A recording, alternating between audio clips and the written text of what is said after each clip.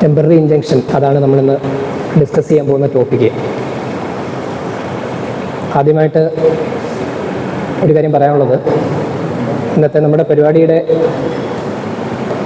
ഒരു പേര് കണ്ടത് lecture on temporary injunction by DLSA secretary എന്നാണ്. അപ്പോൾ ഞാൻ അതിലൊരു അമെൻമെൻറ്റ് വിത്ത് യുവർ പെർമിഷൻ വരുത്തുകയാണ്. ഈ ലെക്ചർ എന്നുള്ള വാക്ക് മാറ്റിയിട്ട് interactive session on temporary injunction എന്നുള്ളൊരു അമെൻമെൻറ്റോട് കൂടി നമുക്ക് നമ്മുടെ സബ്ജക്റ്റിലേക്ക് വരാം. ഇഞ്ചക്ഷൻ എന്ന വാക്ക് നമ്മൾ കേട്ട് തഴമ്പിച്ചിട്ടുള്ള ഒരു വാക്കാണ്. ഒരുപക്ഷെ മെഡിക്കൽ ഫീൽഡിലുള്ള ആളുകൾ ഇഞ്ചക്ഷൻ എന്നത് കൈകാര്യം ചെയ്യുന്ന പോലെ തന്നെ ലീഗൽ പ്രൊഫഷണൽസ് ആയിട്ടുള്ള നമ്മൾ ഏറ്റവും അധികം കേട്ട് തഴമ്പിച്ച ഒരു വാക്ക്, അല്ലെങ്കിൽ കൈകാര്യം ചെയ്യുന്ന ഒരു സംഗതിയാണ് ഇഞ്ചക്ഷൻ. അപ്പോൾ എന്താണ് ഇഞ്ചക്ഷൻ എന്നാർക്കെങ്കിലും ഒന്ന് പറയാമോ? എന്താണ് ഇഞ്ചക്ഷൻ?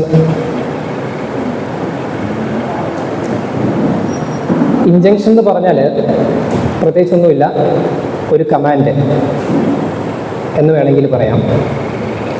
അതായത് ഒരു പ്രത്യേക കാര്യം ചെയ്യരുതെന്നോ അല്ലെങ്കിൽ ചെയ്യണമെന്നോ പറയുന്ന ഒരു നിർദ്ദേശം.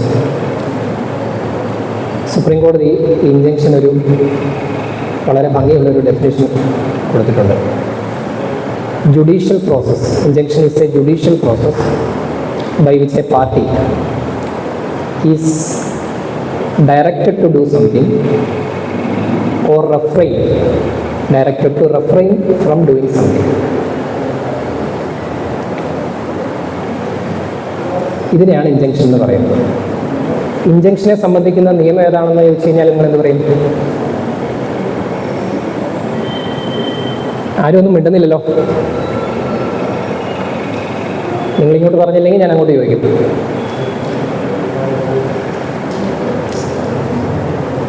ഇഞ്ചക്ഷനെ സംബന്ധിക്കുന്ന നിയമം ഒരു ആക്ടിൽ പറഞ്ഞിട്ടുണ്ട്. ഏതാന്ന് പറയാമോ?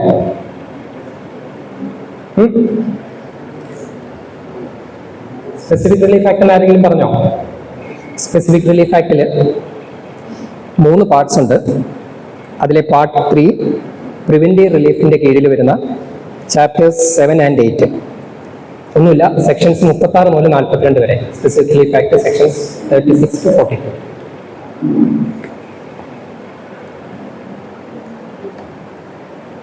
ഈ ആക്ട് നോക്കിയാൽ അറിയാം, ഇഞ്ചക്ഷൻ 2 തരത്തിലുണ്ട്. കൊടുക്കുന്ന ഓർഡറിന്റെ നേച്ചർ അനുസരിച്ചിട്ട് അതിനെ ക്ലാസിഫൈ ചെയ്തിരിക്കുന്നു. ഒന്ന് പ്രൊഹിബിറ്ററി ഇഞ്ചക്ഷൻ, 2 മാൻഡേറ്ററി ഇഞ്ചക്ഷൻ.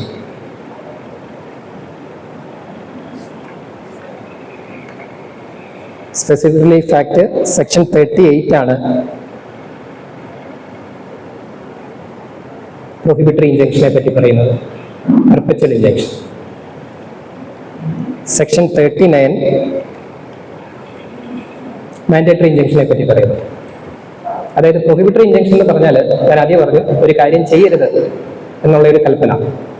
അതാണ് പ്രൊഹിബിറ്ററി ഇഞ്ചക്ഷൻ. എന്തെങ്കിലും ഒരു കാര്യം, പ്രത്യേക കാര്യം ചെയ്യണമെന്നുള്ള ഡയറക്ഷൻ മാൻഡേറ്ററി ഇഞ്ചക്ഷൻ. നിങ്ങൾക്കറിയാവുന്ന കാര്യമല്ലേ?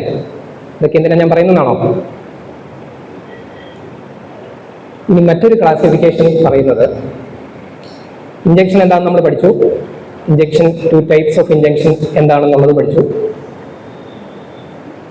ഓർഡറിന്റെ ഡ്യൂറേഷൻ അനുസരിച്ചിട്ട് ഒരു ക്ലാസിഫിക്കേഷൻ ഉണ്ട്. എത്ര നാൾ ഈ order will be in force എന്നത് കണക്കാക്കി പറയുന്ന 2 ക്ലാസിഫിക്കേഷനാണ്. ഒന്ന് പെർപെച്വൽ ഇഞ്ചക്ഷൻ, 2 ടെമ്പററി ഇഞ്ചക്ഷൻ. ഇനിയിപ്പോൾ നമ്മുടെ ടോപ്പിക്കിലേക്ക് വരാം. Temporary injection. പെർപെച്വൽ ഇഞ്ചക്ഷൻ പറഞ്ഞു, ടെമ്പററി ഇഞ്ചക്ഷൻ പറഞ്ഞു. നമ്മുടെ topic temporary injection. Temporary injection deal ചെയ്യുന്ന പ്രൊവിഷൻ ഏതാണ്? ഇതെന്തായാലും നിങ്ങൾക്ക് അറിയാവുന്ന പ്രൊവിഷൻ തന്നെ, എനിക്കറിയാം.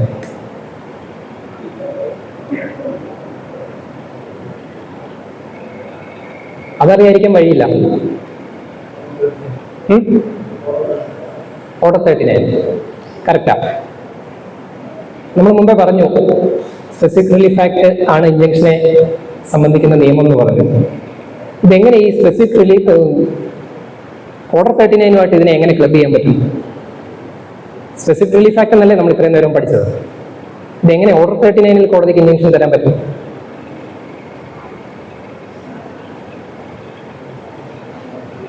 അതിന് നമ്മൾ സ്പെസിഫിക് റിലീഫ് ആക്ടിലേക്ക് തന്നെ പോകണം. ആക്ട് ഒന്ന് വായിക്കാമോ ആരെങ്കിലും? ഞാൻ ബുക്ക് തന്നാ എനിക്ക് വേണ്ടി ഒന്ന് വായിക്കാമോ ആരെയും?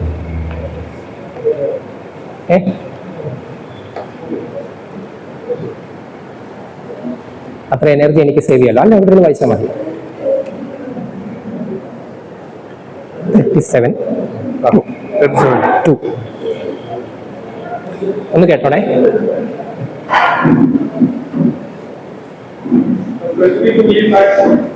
Section 37(2).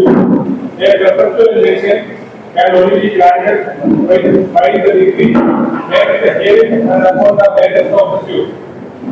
The defendant is thereby purposefully enjoying some assertion of a right or from the commission of an act which should be contrary to the rights of the plaintiff.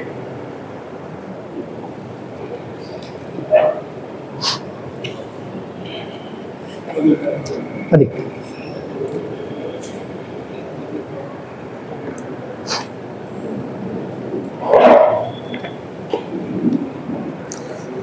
Section 37(2) പറഞ്ഞത് perpetual injunction. അതിന് തൊട്ട് മേളിൽ 37(1) പറയുന്നു, ഇത് ശ്രദ്ധിച്ചോണം. Temporary injunctions are such as are to continue until a specified time or until the further order of the court and may be granted at any stage of a suit and are regulated by the Code of Civil Procedure 1908. ഇപ്പോൾ മനസ്സിലായോ specific relief act നമ്മൾ എങ്ങനെ CPC-യിലേക്ക് വന്നു? ചുരുക്കി പറഞ്ഞാൽ perpetual injunction will be governed by specific relief act and temporary injunctions will be normally governed by the code of civil procedure so far as a civil suit is concerned. മനസ്സിലായോ ഇത്രയും ഞാൻ പറഞ്ഞത്? Repeat ചെയ്യണോ എവിടെയെങ്കിലും?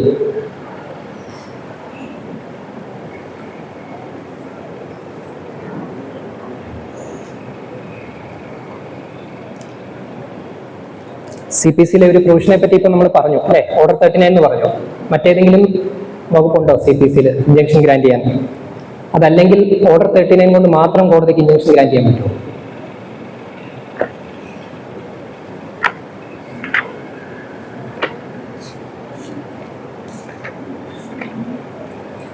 CPC-ക്ക് 2 ഭാഗങ്ങളുണ്ട് അല്ലേ?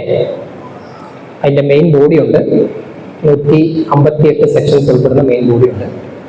പിന്നെ first ഷെഡ്യൂളും ഉണ്ട്, 52 ഓർഡേഴ്സും അതിൻ്റെ റൂൾസും ചേരുന്ന ഫസ്റ്റ് ഷെഡ്യൂളും ഉണ്ട്. ഈ ഓർഡേഴ്സും അല്ലെങ്കിൽ സെക്ഷനും ഫസ്റ്റ് ഷെഡ്യൂളും തമ്മിലുള്ള ഒരു ഡിസ്റ്റിങ്ഷൻ നിങ്ങളൊന്ന് മനസ്സിലാക്കി വെക്കണം. ഒന്ന് സബ്സ്റ്റാൻറ്റീവ് പാർട്ടും മറ്റൊന്ന് പ്രൊസീജിയറൽ പാർട്ടും എന്ന് പറയും. കോംപ്ലിക്കേറ്റഡ് ആക്കുന്നില്ല. സബ്സ്റ്റാൻറ്റീവ് പാർട്ട് അല്ലെങ്കിൽ ആദ്യത്തെ സെക്ഷൻസ് എന്ന് പറയുന്നത് കോടതിക്ക് ജൂറിസ്ഡിക്ഷൻ കൊടുക്കുന്ന അല്ലെങ്കിൽ കോടതിക്ക് അധികാരം കൊടുക്കുന്ന ഒരു ഭാഗമാണ്. ആ സെക്ഷൻ വഴിയാണ് കോടതിക്ക് ഇൻജങ്ഷൻ ഗ്രാന്റ് ചെയ്യാൻ അല്ലെങ്കിൽ എന്തെങ്കിലും ഒരു കാര്യം ചെയ്യാൻ പവർ കിട്ടുന്നത്. ഫസ്റ്റ് ഷെഡ്യൂളിൽ പറയുന്ന ഓർഡറും റൂളും ഈ അധികാരം എങ്ങനെ വിനിയോഗിക്കണം കോടതി എന്നതിനു വേണ്ടിയാണ് പറഞ്ഞിട്ടുള്ളത്. മനസ്സിലായില്ലേ? അപ്പം അങ്ങനെ പറയുമ്പോൾ ഓർഡർ 39 ഒരു പ്രൊസീജിയറൽ പ്രൊവിഷനാണ്. മനസ്സിലായോ? സബ്സ്റ്റാൻറ്റീവും പ്രൊസീജിയറലും തമ്മിലുള്ള ഈ അധികാരം കൊടുക്കാതെ ഇതെങ്ങനെ വിനിയോഗിക്കുന്നതിനെ പറ്റി പറയും. അപ്പോൾ അതുകൊണ്ടാണ് ഞാൻ ചോദിച്ചത് ഓർഡർ 39 കൊണ്ട് മാത്രം കോടതിക്ക് ഇൻജങ്ഷൻ ഗ്രാന്റ് ചെയ്യാൻ പറ്റുമോ ഇല്ലയോ എന്ന് ചോദിച്ചതിൻ്റെ കാര്യം. സെക്ഷൻ 94 CPC-യും കൂടി നോക്കണം. അതാണ് സബ്സ്റ്റാൻറ്റീവ് പ്രൊവിഷൻ. 94 CPC.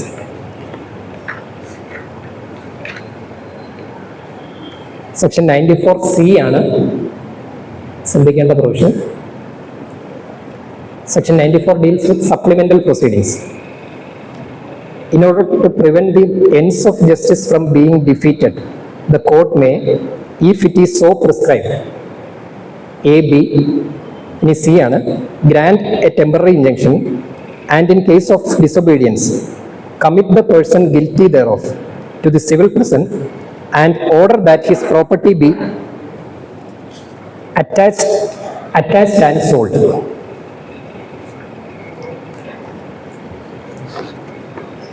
ഈ സെക്ഷൻ 94-ന്റെ ഒരു ക്രക്സ് എന്ന് പറയുന്നത് കയ്യിൽ CPC ഉണ്ടെങ്കിൽ നോക്കിയാൽ നല്ലതായിരിക്കും, അല്ലെങ്കിൽ പിന്നീട് നോക്കിയാലും മതി. 94 തുടങ്ങുന്നത് ഇങ്ങനെയാണ്: in order to prevent the ends of justice from being defeated the court may, അവിടെ വരെയും കുഴപ്പമില്ല, if it is so prescribe എന്നൊരു വാക്കുണ്ട് 94-ൽ. പ്രിസ്ക്രൈബ് ചെയ്തെങ്കിൽ മാത്രം എന്നാണ് അതിന്റെ മീനിങ്. ഈ പ്രിസ്ക്രൈബ്ഡ് എന്നുള്ളത് CPC-യിൽ ഡിഫൈൻ ചെയ്തിട്ടുണ്ട്. Section 2 subsection 16. Prescribed means prescribed by rules. മനസ്സിലായോ? അതുകൊണ്ടാണ് സെക്ഷൻ 94C-യിലെ ഇഞ്ചക്ഷൻ ഗ്രാൻഡ് ചെയ്യാനുള്ള പവർ ഓർഡർ 39 പറയുന്ന രീതിയിൽ വിനിയോഗിക്കണമെന്ന് നമുക്ക് പറയാൻ സാധിക്കുന്നത്. ക്ലിയർ ആയോ? കൺഫ്യൂസിങ് ആയോ?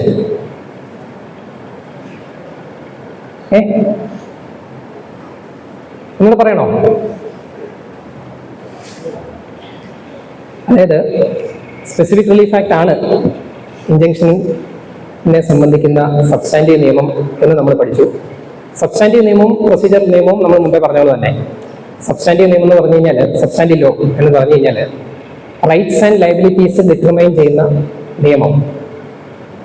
പ്രൊസീജിയർ ലോ എന്ന് പറഞ്ഞു കഴിഞ്ഞാൽ, അല്ലെ അഡ്ജക്റ്റീവ് ലോ എന്ന് പറഞ്ഞു കഴിഞ്ഞാൽ അതെങ്ങനെ വർക്കൗട്ട് ചെയ്യുന്നു, ഈ റൈറ്റ്സ് ആൻഡ് ലയബിലിറ്റീസ് എങ്ങനെ വർക്കൗട്ട് ചെയ്യണം എന്നുള്ളത് പറയുന്നു. ഇതാണ് അതിൻ്റെ ഡിസ്റ്റിങ്ഷൻ. അപ്പോൾ നമ്മൾ പറഞ്ഞു സ്പെസിഫിക് റിലീഫ് ആക്ട് ആണ് ഇഞ്ചക്ഷൻ ഗ്രാൻഡ് ചെയ്യാനുള്ള, അല്ലെങ്കിൽ ഇഞ്ചക്ഷനെ ഡീൽ ചെയ്യുന്ന സബ്സ്റ്റാൻറ്റീവ് നിയമം എന്ന് പറഞ്ഞു. സെക്ഷൻ 37(1) ടെമ്പററി ഇഞ്ചക്ഷൻ ഗ്രാൻഡ് ചെയ്യുന്നത് CPC വഴിയാണെന്ന് നമ്മൾ മനസ്സിലാക്കി. CPC-യിലെ ഓർഡർ 39 എന്ന പ്രൊസീജിയറൽ പ്രൊവിഷന് ബലം കൊടുക്കുന്ന സബ്സ്റ്റാൻറ്റീവ് നിയമം അല്ലെങ്കിൽ അധികാരം കൊടുക്കുന്നത് 94C-യിലെ ഓർഡർ 39 ഈ രീതിയിൽ ഇഞ്ചക്ഷൻ ഗ്രാൻഡ് ചെയ്യണം എന്ന് പറയുന്നത് കൊണ്ടാണ് കോടതികൾ ടെമ്പററി ഇഞ്ചക്ഷൻ ഗ്രാൻഡ് ചെയ്യുന്നത്. മനസ്സിലായില്ലേ? സ്പെസിഫിക് റിലീഫ് ആക്ട് തന്നെ പറയുകയാണ് CPC-യുടെ പ്രൊവിഷൻസ് അനുസരിച്ചിട്ടാണ് ടെമ്പററി ഇഞ്ചക്ഷൻസ് ഗ്രാൻഡ് ചെയ്യുന്നതെന്ന് പറയുന്നു. അതുകൊണ്ട് നമ്മൾ ഡയറക്റ്റ്ലി CPC-യിലേക്ക് വന്നു. അങ്ങനെ ചിന്തിച്ചാലും മതി. സബ്സ്റ്റാൻറ്റീവ് ലോ, അഡ്ജക്റ്റീവ് ലോ എന്നൊക്കെ പറഞ്ഞ് കോംപ്ലിക്കേറ്റഡ് ആക്കേണ്ട കാര്യമില്ല. മനസ്സിലായില്ലേ?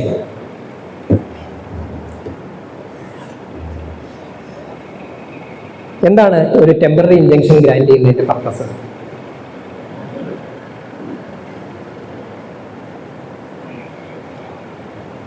എന്തായിരിക്കും എന്ന് ആലോചിച്ച് പറയാമോ? എന്തിനാണ് ടെമ്പററി ഇഞ്ചക്ഷൻ ഗ്രാൻഡ് ചെയ്യുന്നത്?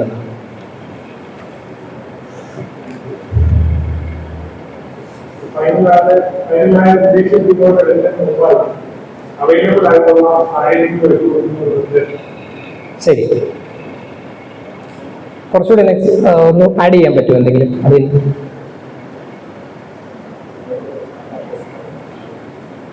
ഞാനൊരു എക്സാമ്പിൾ പറയാം.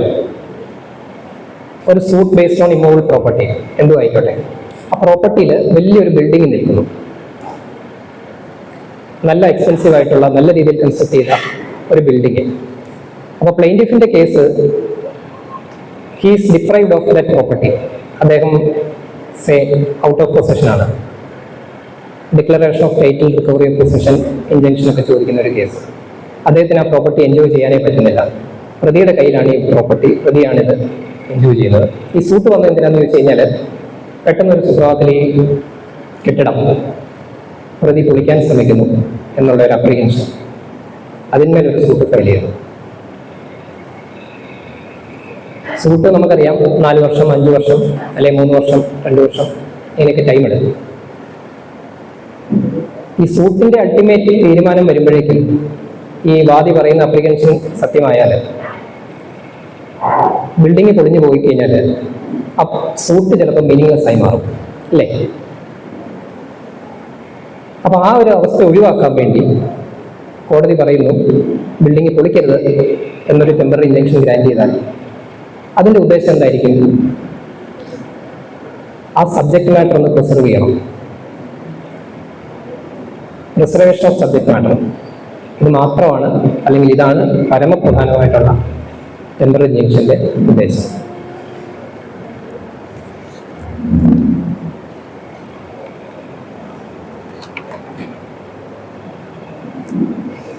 Gujarat bottling company versus Coca Cola എന്നും പറഞ്ഞ് ഉള്ളൊരു വിഖ്യാതമായിട്ടുള്ളൊരു കേസുണ്ട്. AR 1995 supreme court 2372. ആ കേസിൽ സുപ്രീം കോടതി വളരെ ബ്യൂട്ടിഫുൾ ആയിട്ട് എന്താണ് ഒരു ടെമ്പററി ഇൻജെക്ഷൻ്റെ പർപ്പസ് എന്ന് എക്സ്പ്ലെയിൻ ചെയ്തിട്ടുണ്ട്.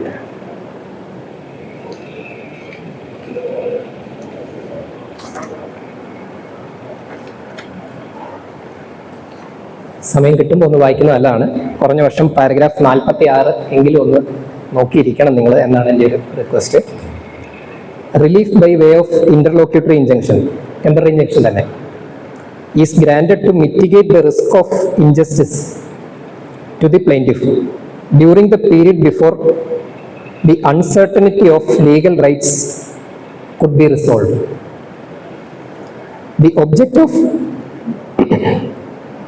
The object of interlocutory injunction is to protect the plaintiff against injury by violation of his right for which he could not be adequately compensated in damages recoverable in the action if the uncertainty were resolved in his favor at the trial.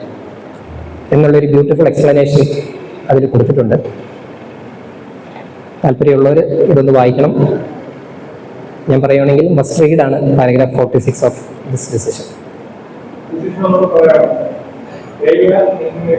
AR 1995 supreme court 2372 2372.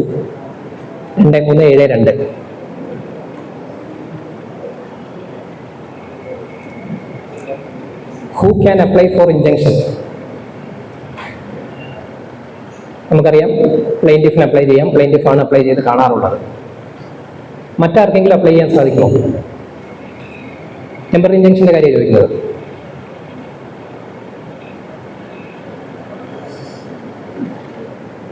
അതിന് ഞാനൊരു example പറയാം. ഒരു കേസിൽ plaintiff ഒരു temporary injunction വാങ്ങി. ഒരു ഇൻജങ്ഷന് ശേഷം പ്രോപ്പർട്ടിയിൽ കയറിയിട്ട് അവിടെ ഉണ്ടായിരുന്ന, മുമ്പ് പറഞ്ഞ ഒരു കെട്ടിടം ഉണ്ടായിരുന്നു എന്നിരിക്കട്ടെ, നേരെ തിരിച്ചാണ് സാഹചര്യം. ആ കെട്ടിടം പൊളിക്കാൻ ഒരു ശ്രമം നടത്തുന്നു.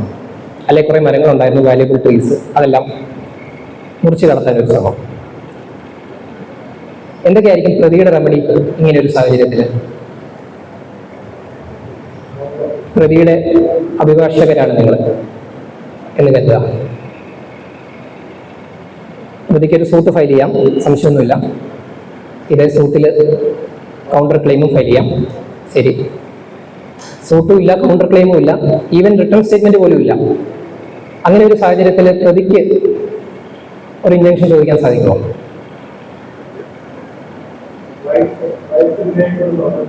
ആ ശരി, റൈറ്റ് ഡിനൈ ചെയ്തിട്ടുണ്ടെങ്കിൽ ഇൻജങ്ഷൻ ചോദിക്കാം. ആ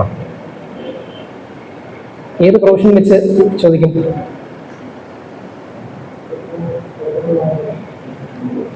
അതിലൊന്ന് ശ്രദ്ധിക്കേണ്ടത്, കറക്റ്റാണ്, ഓർഡർ 39 തന്നെയാണ് അതിൻ്റെ പ്രൊവിഷൻ. ഓർഡർ 39 റൂൾ 1 ABC ആയിട്ട് കാറ്റഗറൈസ് ചെയ്തിട്ടുണ്ട്.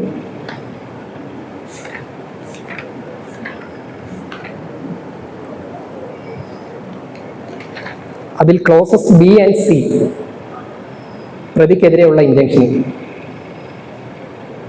പറ്റി പറയുമ്പോൾ ക്ലോസ് എയിൽ പറയുന്നത് any party to the suit. നിങ്ങളുടെ ബുക്കുണ്ടോ? ബുക്കില്ലാത്തതുകൊണ്ടാണ് ഞാൻ വായിക്കാത്തത്, വളരെ സമയം കളയണ്ടല്ലോ എന്നോർത്ത്.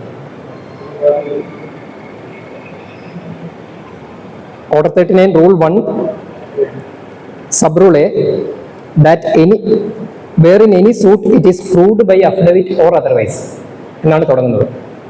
That any property in dispute in a suit is in danger of being wasted, damaged or alienated by any party to the suit or wrongfully sold in execution of a decree. ആ any party എന്നുള്ളതാണ് ഈ sub rule 1, sub rule A, sub close എയുടെ crux. ബിയിലും സിയിലും പറയുന്നത് B പറയുന്നത് ഇങ്ങനെയാണ്, that the defendant threatens or intends to remove or dispose of his property with a view to defrauding his creditors. Clause C പറയുന്നു that the defendant threatens to dispossess the plaintiff or otherwise cause injury to the plaintiff in relation to any property in dispute in the suit. ബിയിലും സിയിലും ഡിഫൻഡന്റിനെ പറ്റി മാത്രം പറയുമ്പോൾ, ഡിഫൻഡന്റിന്റെ കോണ്ടക്റ്റിനെ പറ്റി മാത്രം പറയുമ്പോൾ, close A പറയുന്നു any person എന്ന് പറയുന്നു. അതിൽ നിന്ന് തന്നെ പവർ ഡിറൈവ് ചെയ്യും. വാദിക്കെതിരെ ഇൻജങ്ഷൻ പ്രതിക്ക് ചോദിക്കാൻ സാധിക്കും. ഇനി ക്ലോസ് എയിൽ പറയുന്ന സാഹചര്യം മീറ്റ് ചെയ്തില്ല എന്നുണ്ടെങ്കിൽ ഓഫ് കോഴ്സ് എന്തായിരിക്കും പിന്നെ?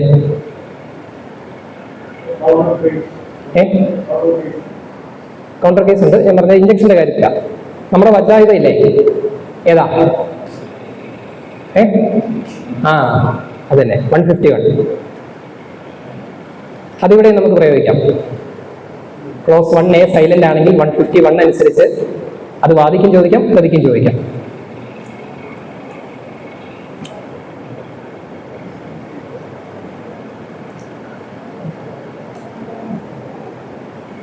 ഇൻഹറന്റ് പവർ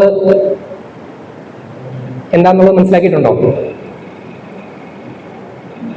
ഇൻഹറന്റ് പവർ എന്ന് പറഞ്ഞാൽ ഒരു കാര്യം ഓർത്തുകൊള്ളുക, പുതിയൊരു പവർ കോടതിക്ക് കൊടുക്കുകയല്ല, ഉള്ള പവർ ഉപയോഗിക്കുന്നതിന് CPC-യിലെ മറ്റ് പ്രൊവിഷൻസ് തടസ്സമാകുന്നില്ല എന്നുള്ളത് ഒന്ന് അറിയിക്കുന്നു മാത്രമേ ഉള്ളൂ.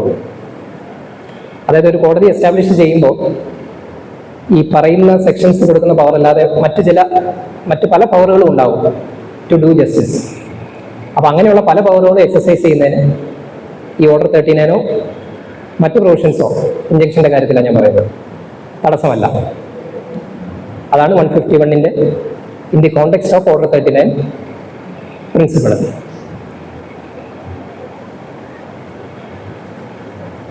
ഉറങ്ങിപ്പോകുന്നുണ്ടോ?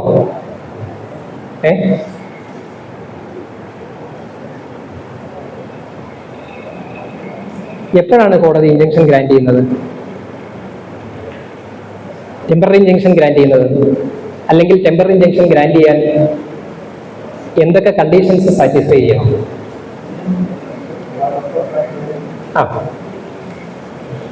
ബാലൻസ് ഓഫ് കൺവീനിയൻസ് നമുക്ക് രണ്ടാമത് പറയാം.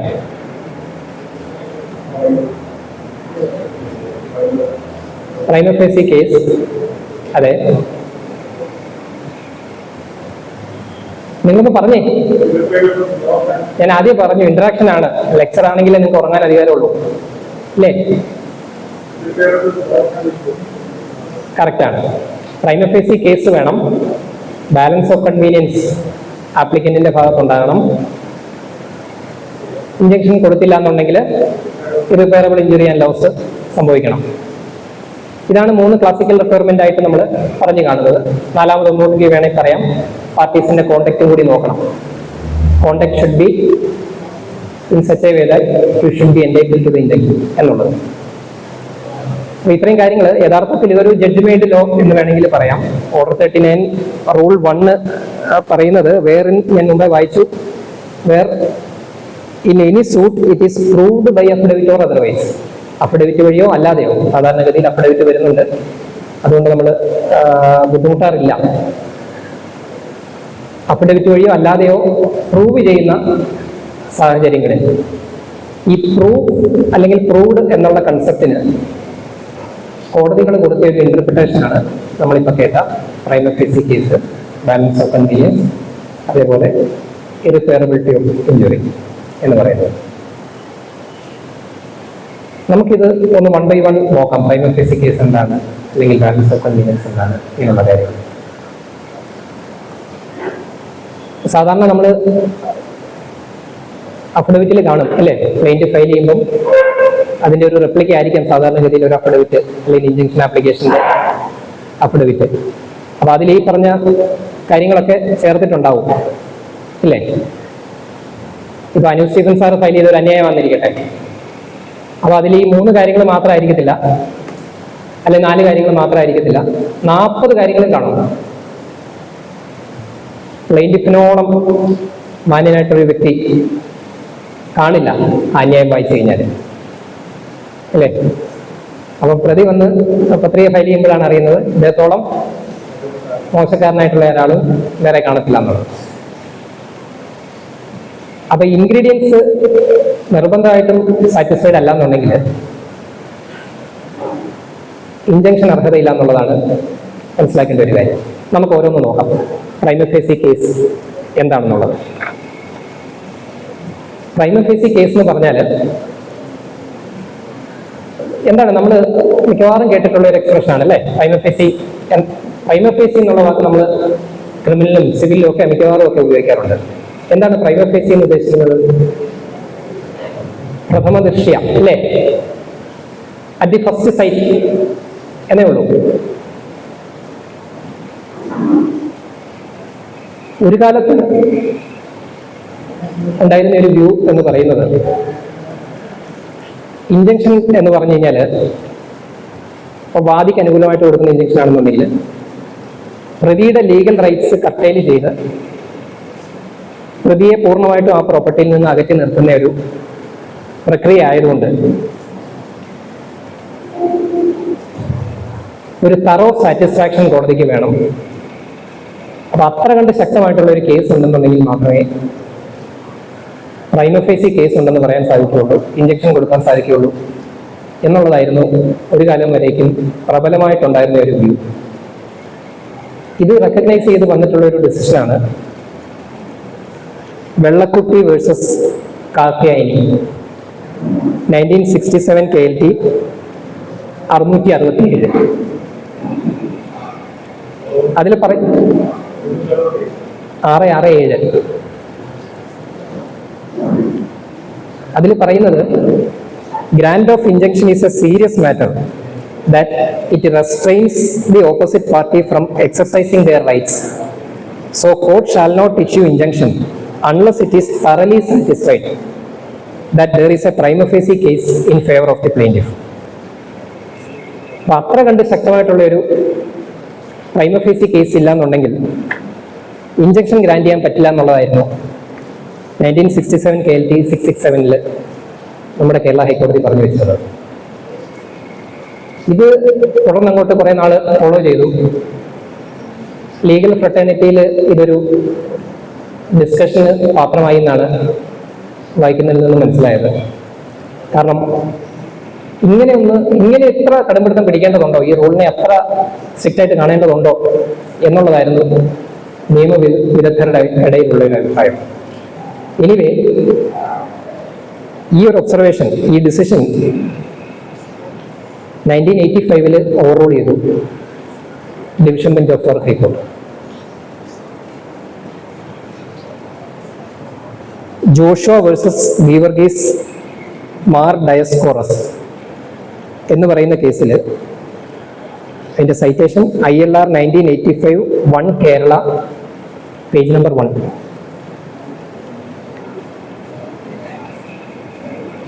അതിൽ പറഞ്ഞു, ഇത്ര കടുംപിടുത്തം വേണ്ട, ഒരു ഫെയർ ഓർ ആർഗ്യബിൾ അല്ലെങ്കിൽ ഒരു ഡിബേറ്റബിൾ കേസ് മതി. അതല്ലാതെ ഒരു തറോ സാറ്റിസ്ഫാക്ഷനോ അത്ര കണ്ട് ശക്തമായിട്ടുള്ള ഒരു എക്സാമിനേഷനോ ഈ ഒരു സ്റ്റേജിൽ വേണ്ട എന്ന് നമ്മുടെ ഡിവിഷൻ ബെഞ്ച് പറഞ്ഞു. ഈ ഡിസിഷൻ പിന്നീട് അങ്ങോട്ട് ഒട്ടനവധി ഡിസിഷൻസിൽ ഫോളോ ചെയ്ത് കാണുന്നുണ്ട്. അതിലേറ്റവും ശ്രദ്ധേയമായിട്ടുള്ള ഒരു ഡിസിഷനാണ് മറ്റൊരു ഡിവിഷൻ ബെഞ്ച് എഴുതിയ 1988 1 KLT 664 ജസ്റ്റിസ് യുഎൽ ഭട്ട് എഴുതിയ ഡിസിഷനാണ്. ഈ കഴിഞ്ഞ ഇടയ്ക്ക് മരിച്ചുപോയില്ലേ, 1988 1 KLT 664.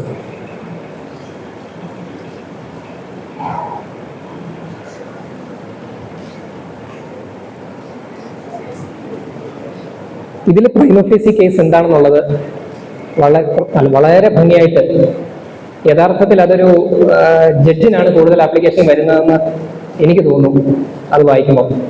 പക്ഷേ equally it will be useful to you also. അതിൽ പറയുന്നത് ഇതാണ്, പ്രൈമ ഫേസി ഞാൻ പറഞ്ഞത് 1988 1 KLT 664, അതിന്റെ പാർട്ടി നെയിം ഞാൻ കുറിച്ചതിനകത്ത് കാണുന്നില്ല.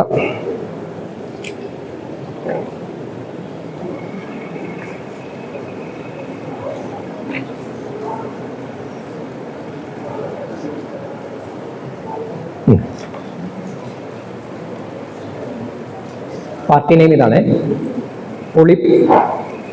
പിണക്കാട് Muthukoya and others versus Muchiyan Muthukoya and others. ഞാൻ ഈ പാർട്ടി നെയിം പറയാൻ കാര്യം, പലപ്പോഴും കാണാറുണ്ട് സൈറ്റേഷൻ മാത്രം. ഇത് വായിക്കാനുള്ള ബുദ്ധിമുട്ട് കൊണ്ട് ഞാൻ മനഃപൂർവ്വം മുമ്പേ പറഞ്ഞ സൈറ്റേഷൻ ഇല്ലാന്ന്. അപ്പം സൈറ്റേഷൻ മാത്രം പറയുന്നതിൻ്റെ ഒരു കുഴപ്പം, സൈറ്റേഷൻ എപ്പോഴും അത് ജേണലിൻ്റെ സൈറ്റേഷനാണ്. നിങ്ങൾ കോടതിയിൽ സബ്മിറ്റ് ചെയ്യുമ്പോൾ, അല്ലെ പ്ലേസ് ചെയ്യുമ്പോൾ, അല്ലെ വാദം പറയുമ്പോൾ എപ്പോഴും പാർട്ടിയുടെ നെയിമേ പറയാവുള്ളൂ. ആദ്യം പാർട്ടിയുടെ name that is reported in so and so journal എന്നാണ് മനസ്സിലാക്കേണ്ടത്. ആ കേസ് എന്ന് പറയുന്നത് ഇപ്പോൾ ഈ പറഞ്ഞ പാർട്ടി നെയിമാണ്, ഓർത്തോണം കേട്ടോ. സൈറ്റേഷൻ എന്ന് പറയുന്നത് ജേണൽസ് അല്ലെങ്കിൽ ജേണലുകാർ അവർക്ക് മനസ്സിലാകാൻ വേണ്ടി, അല്ലെങ്കിൽ പെട്ടെന്നുള്ള മനസ്സിലാകാനുള്ള എളുപ്പത്തിന് വേണ്ടി കൊടുക്കുന്ന ഒരു നമ്പർ മാത്രമാണ്. അപ്പോൾ ഈ ഡിസിഷനിൽ ഞാൻ പറഞ്ഞു, പ്രൈമ ഫേസി കേസ് എക്സ്പ്ലെയിൻ ചെയ്തിരിക്കുന്നത് എങ്ങനെയാണ്. ഇൻജങ്ഷൻ ചോദിക്കുന്നയാള് there should be some material, എന്തെങ്കിലും ഒരു മെറ്റീരിയൽ, വാദി പറയുന്നതിനുപരിയായിട്ട് എന്തെങ്കിലും ഒരു മെറ്റീരിയൽ. ആ മെറ്റീരിയൽ എന്ന് പറഞ്ഞു കഴിഞ്ഞാൽ ഒന്നെങ്കിൽ ആ മെറ്റീരിയൽ ബൈ ഇറ്റ്സെൽഫ്, അല്ലെങ്കിൽ ആ material when red along with the materials produced by the opposite party. Confusion ആക്കണ്ട. എന്തെങ്കിലും ഒരു മെറ്റീരിയൽ അദ്ദേഹം കൊണ്ടുവരുന്നതാകാം, അല്ലെങ്കിൽ അദ്ദേഹത്തിന്റെ ഒപ്പോണന്റ് ഹാജരാക്കിയതാകാം. ഇത് നോക്കി കോടതിക്ക് തോന്നുവാണ് ആ ഒരു ഘട്ടത്തിൽ ഈ പറയുന്ന മെറ്റീരിയലിൽ ആക്ട് ചെയ്യാം. അങ്ങനെയെങ്കിൽ അതൊരു പ്രൈമ ഫേസി കേസായി മാറി എന്നുള്ളതാണ്.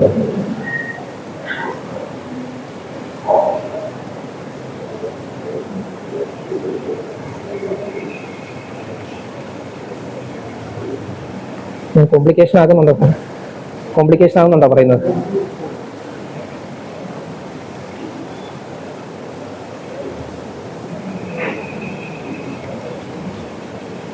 എന്തായാലും ഒരുപാട് ഡിസിഷൻസ്, പ്രൈമ ഫേസി കേസ് എന്താണ്, ഗ്രാൻഡ് ഓഫ് ടെമ്പററി ഇൻജങ്ഷന് വേണ്ടുന്ന ക്രൈറ്റീരിയ എന്താണ് എന്നൊക്കെ ഉള്ളത് എക്സ്പ്ലെയിൻ ചെയ്യുന്ന ഒട്ടനവധി ഡിസിഷൻസ് ഉണ്ട്. ഒരുപക്ഷെ എനിക്ക് തോന്നുന്നു ഡിസിഷൻസ് ഏറ്റവും അധികം നമുക്ക് ലഭ്യമായിട്ടുള്ള ഒരു ടോപ്പിക്ക് മോഡൽ തെറ്റിലാൻ ആയിരിക്കും. സമയം കിട്ടുന്ന പോലെ നിങ്ങൾ പ്രിസിഡൻസ് വായിച്ച് അതിന്റെ ചേഞ്ചസ് മനസ്സിലാക്കാൻ ശ്രമിക്കണം. ഞാൻ ഈ 67 KLT പറഞ്ഞതും അതുകൊണ്ട് ഒരു ഡ്രാസ്റ്റിക് ചേഞ്ച്, ഒരു യു ടേൺ എടുത്തു നമ്മുടെ ഹൈക്കോടതി തന്നെ. ആ ലോയ്ക്ക് അതുപോലൊരു ചേഞ്ച് ഒരു കാലത്തുണ്ടായി. അപ്പോൾ അത് മനസ്സിലാക്കാൻ വേണ്ടിയാണ് ഞാൻ ഈ 67 KLT അതേപോലെ 85 KLT ഒക്കെ പറഞ്ഞത്. നിങ്ങളത് വായിച്ച് മനസ്സിലാക്കാൻ നിങ്ങളും കൂടെ ശ്രമിക്കണം. ആ ചേഞ്ചസ് ഇൻ ലോ അല്ലെങ്കിൽ ആപ്ലിക്കേഷൻ ഓഫ് പ്രീസിഡൻസ്. ഒരുപാട് ഡിസിഷൻ ഉണ്ടെന്ന് പറഞ്ഞതിൽ മസ്റ്റ് റീഡെന്ന് ഞാൻ പറയുന്ന 2 ഡിസിഷൻസ്, ഞാൻ പറയുന്നതല്ല, ലീഗൽ ഫ്രട്ടേണിറ്റിയിൽ തന്നെ അത്രയധികം പ്രചാരം ലഭിച്ച 2 ഡിസിഷൻസ്. അതിലൊന്ന് ദൽബത് കുമാർ വേഴ്സസ് പ്രഹ്ലാദ് സിംഗ്, സുപ്രീം കോടതി ഡിസിഷനാണ്. KER 1993, സുപ്രീം കോടതി 276. മറ്റൊരു ഡിസിഷൻ 1993, സുപ്രീം കോടതി 276, 276. മറ്റൊരു ഡിസിഷൻ KER 1995, സുപ്രീം കോടതി 2370. ഞാൻ മുമ്പേ പറഞ്ഞ ഗുജറാത്ത് ബോട്ട്ലിംഗ് കമ്പനി കേസ്.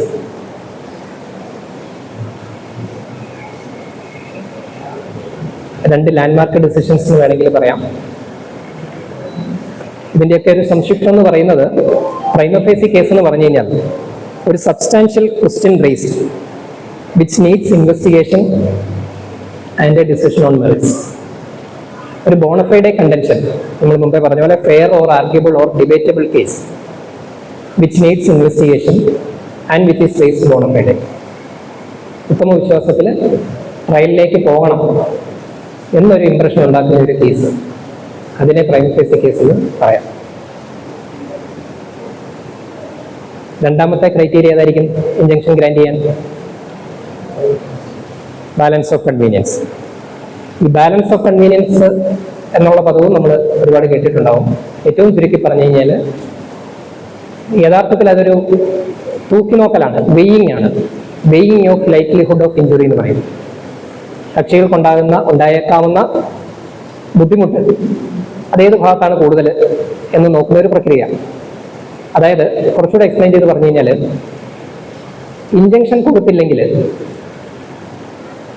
വാദിക്കുണ്ടാകുന്ന ബുദ്ധിമുട്ട് എത്രയാണെന്നുള്ളത് കോടതി നോക്കും. അതേപോലെ തന്നെ ഇഞ്ചക്ഷൻ കൊടുത്താൽ പ്രതിക്ക് എന്തൊക്കെ ബുദ്ധിമുട്ടുണ്ടാവും എന്നുള്ളതും കോടതി നോക്കും. എന്നിട്ട് ഇഞ്ചക്ഷൻ ഗ്രാൻഡ് ചെയ്താൽ ഉണ്ടാകുന്ന ബുദ്ധിമുട്ട് അത് ഗ്രാൻഡ് ചെയ്തില്ലെങ്കിൽ ഉണ്ടാകുന്ന ബുദ്ധിമുട്ടിനേക്കാൾ കുറവാണെങ്കിൽ, അല്ലെങ്കിൽ ബാലൻസ് ഓഫ് കൺവീനിയൻസ് വാദിയുടെ ഭാഗത്താണെങ്കിൽ ഇഞ്ചക്ഷൻ ഗ്രാൻഡ് ചെയ്യും. അല്ലെങ്കിൽ ആ ബുദ്ധിമുട്ട് ഇഞ്ചക്ഷൻ ഗ്രാൻഡ് ചെയ്തില്ലെങ്കിൽ വാദിക്കുണ്ടാകുന്ന ബുദ്ധിമുട്ട് കൂടുതലാണെന്നുണ്ടെങ്കിൽ ആ തട്ട് താണിരിക്കുക എന്ന് നമ്മൾ പറയില്ലേ, ആ തട്ട് അവിടെ താണു പ്ലെയിൻറ്റിഫിന് അനുകൂലമായിട്ട്. ബാലൻസ് ഓഫ് കൺവീനിയൻസ് വാദിക്ക് അനുകൂലമാണ് എന്ന് പറയും.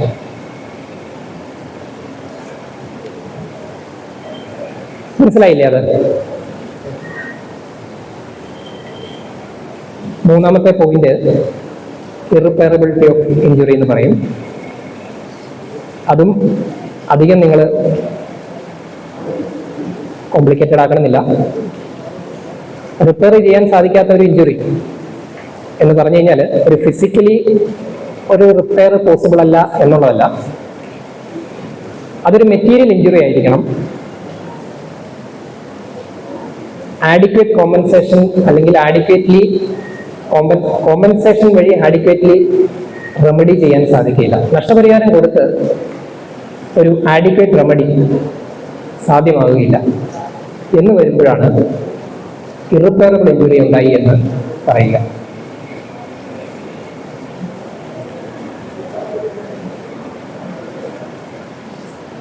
അതായത് റെമഡികൾ പറയുമ്പോൾ സ്പെസിഫിക് റിലീഫ് ചില പ്രത്യേക സാഹചര്യങ്ങളിൽ കോടതി ഓരോരോ റെമഡീസ് സിറ്റുവേഷൻ അനുസരിച്ചിട്ട് ഗ്രാൻഡ് ചെയ്യും. ചില കേസുകളിൽ റെമഡീസ് ആഡിക്വേറ്റ് ആകാതെ വരുമ്പോൾ, അല്ലെ പറ്റാതെ വരുമ്പോൾ പിന്നൊരു മാർഗം എന്ന് പറഞ്ഞ് ചെയ്യുന്നതാണ് ഡാമേജസ്. അപ്പം അങ്ങനെ ചോദിച്ചു കഴിഞ്ഞാൽ എന്തൊരു കാര്യത്തിനും ഡാമേജസ് വഴി ഒരു റെമഡി പോസിബിൾ ആണ്, എന്ത് കാര്യത്തിനും ഡാമേജസ് പോസിബിൾ ആണ് എന്ന് വേണമെങ്കിൽ ഒരു വ്യാഖ്യാനം കൊണ്ടുവരാം. പക്ഷെ അങ്ങനല്ല, ഒരു ആഡിക്വേറ്റ് റെമഡി ആയിരിക്കണം ആ ഡാമേജസ്. റെമഡി ആകാം, അതുകൊണ്ട് കാര്യമില്ല, that should be an adequate remedy. അതെല്ലാ കേസിലും പറ്റിയെന്ന് വരില്ല. ഞാൻ മുമ്പ് പറഞ്ഞ ഒരു എക്സാമ്പിൾ ഉണ്ടല്ലോ, വലിയൊരു കെട്ടിടം പൊളിച്ചു കളയാൻ ശ്രമം നടത്തിയൊരു കേസ്. ആ കെട്ടിടം പൊളിച്ച് കളഞ്ഞുകൊണ്ടിരിക്കട്ടെ, 50 ലക്ഷം രൂപ വിലയുള്ള അല്ലെങ്കിൽ 1 കോടി രൂപ വിലയുള്ള ഒരു കെട്ടിടം, ആ 1 കോടി അദ്ദേഹത്തിന് കൊടുത്തുകൊണ്ട് ഒരു ആഡിക്വേറ്റ് റെമഡി ആകണമെന്നില്ല. റെമഡി ആകാം, പക്ഷെ അത് ആഡിക്വേറ്റ് ആകണം നിർബന്ധമില്ല. അപ്പൊ അങ്ങനെ ആഡിക്വേറ്റ് റെമഡി ഡാമേജസ് വഴി, ഡാമേജസ് എന്ന് പറഞ്ഞാൽ നഷ്ടപരിഹാരം കൊടുക്കാൻ സാധിക്കാത്ത കേസുകളിലാണ് ഇറിപ്പയറബിൾ ഇഞ്ചുറി സംഭവിച്ചുവെന്ന് നമ്മൾ പറയുന്നത്. ക്ലിയർ ആണോ?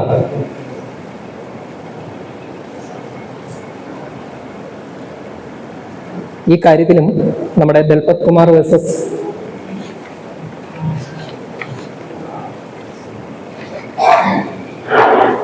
ഏതായിരുന്നു കേസ് ഞാൻ മുമ്പ് പറഞ്ഞതാണ്.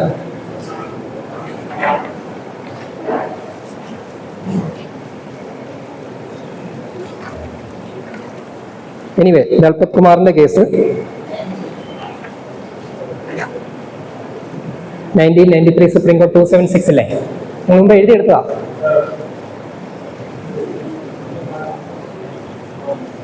ക്ലാസിക്കൽ ഡിസിഷനാണ് ഈ റിപ്പയറബിലിറ്റി ഓഫ് ഇഞ്ചുറി, ബാലൻസ് ഓഫ് കൺവീനിയൻസിന്റെ ഒക്കെ കാര്യത്തിൽ.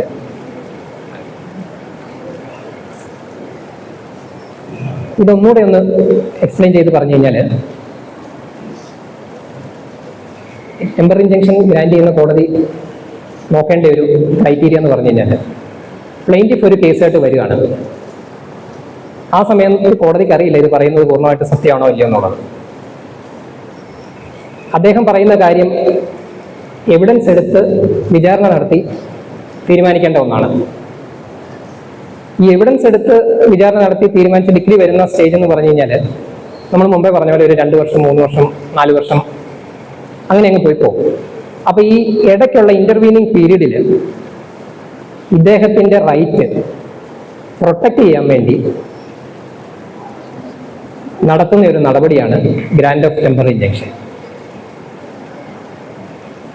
ഇദ്ദേഹത്തിന്റെ റൈറ്റ് പ്രൊട്ടക്ട് ചെയ്യുമ്പോൾ വൺ സൈഡഡ് ഗെയിം അല്ലല്ലോ ഇത്. അപ്പൊ കോടതി ഒരു കാര്യം കൂടി നോക്കും. പ്രതി അദ്ദേഹത്തിനും കൂടി അവകാശപ്പെട്ട വസ്തു ആണെങ്കിൽ ഒരു സ്ഥിതി ഒന്ന് ആലോചിച്ച് നോക്കി. വസ്തുവിൽ കയറണ്ടെന്ന് പറയുന്നു, ഇത് യഥാർത്ഥത്തിൽ അദ്ദേഹമാണ് വസ്തുവിന്റെ ഉടമ എന്നുള്ളൊരു സിറ്റുവേഷൻ ഫോർ എക്സാമ്പിൾ ഞാൻ പറഞ്ഞതാണ്. അപ്പൊ പ്രതിക്ക് ഉണ്ടായേക്കാവുന്ന ഇഞ്ചുറി കൂടി കോടതി കണക്കിലെടുക്കും.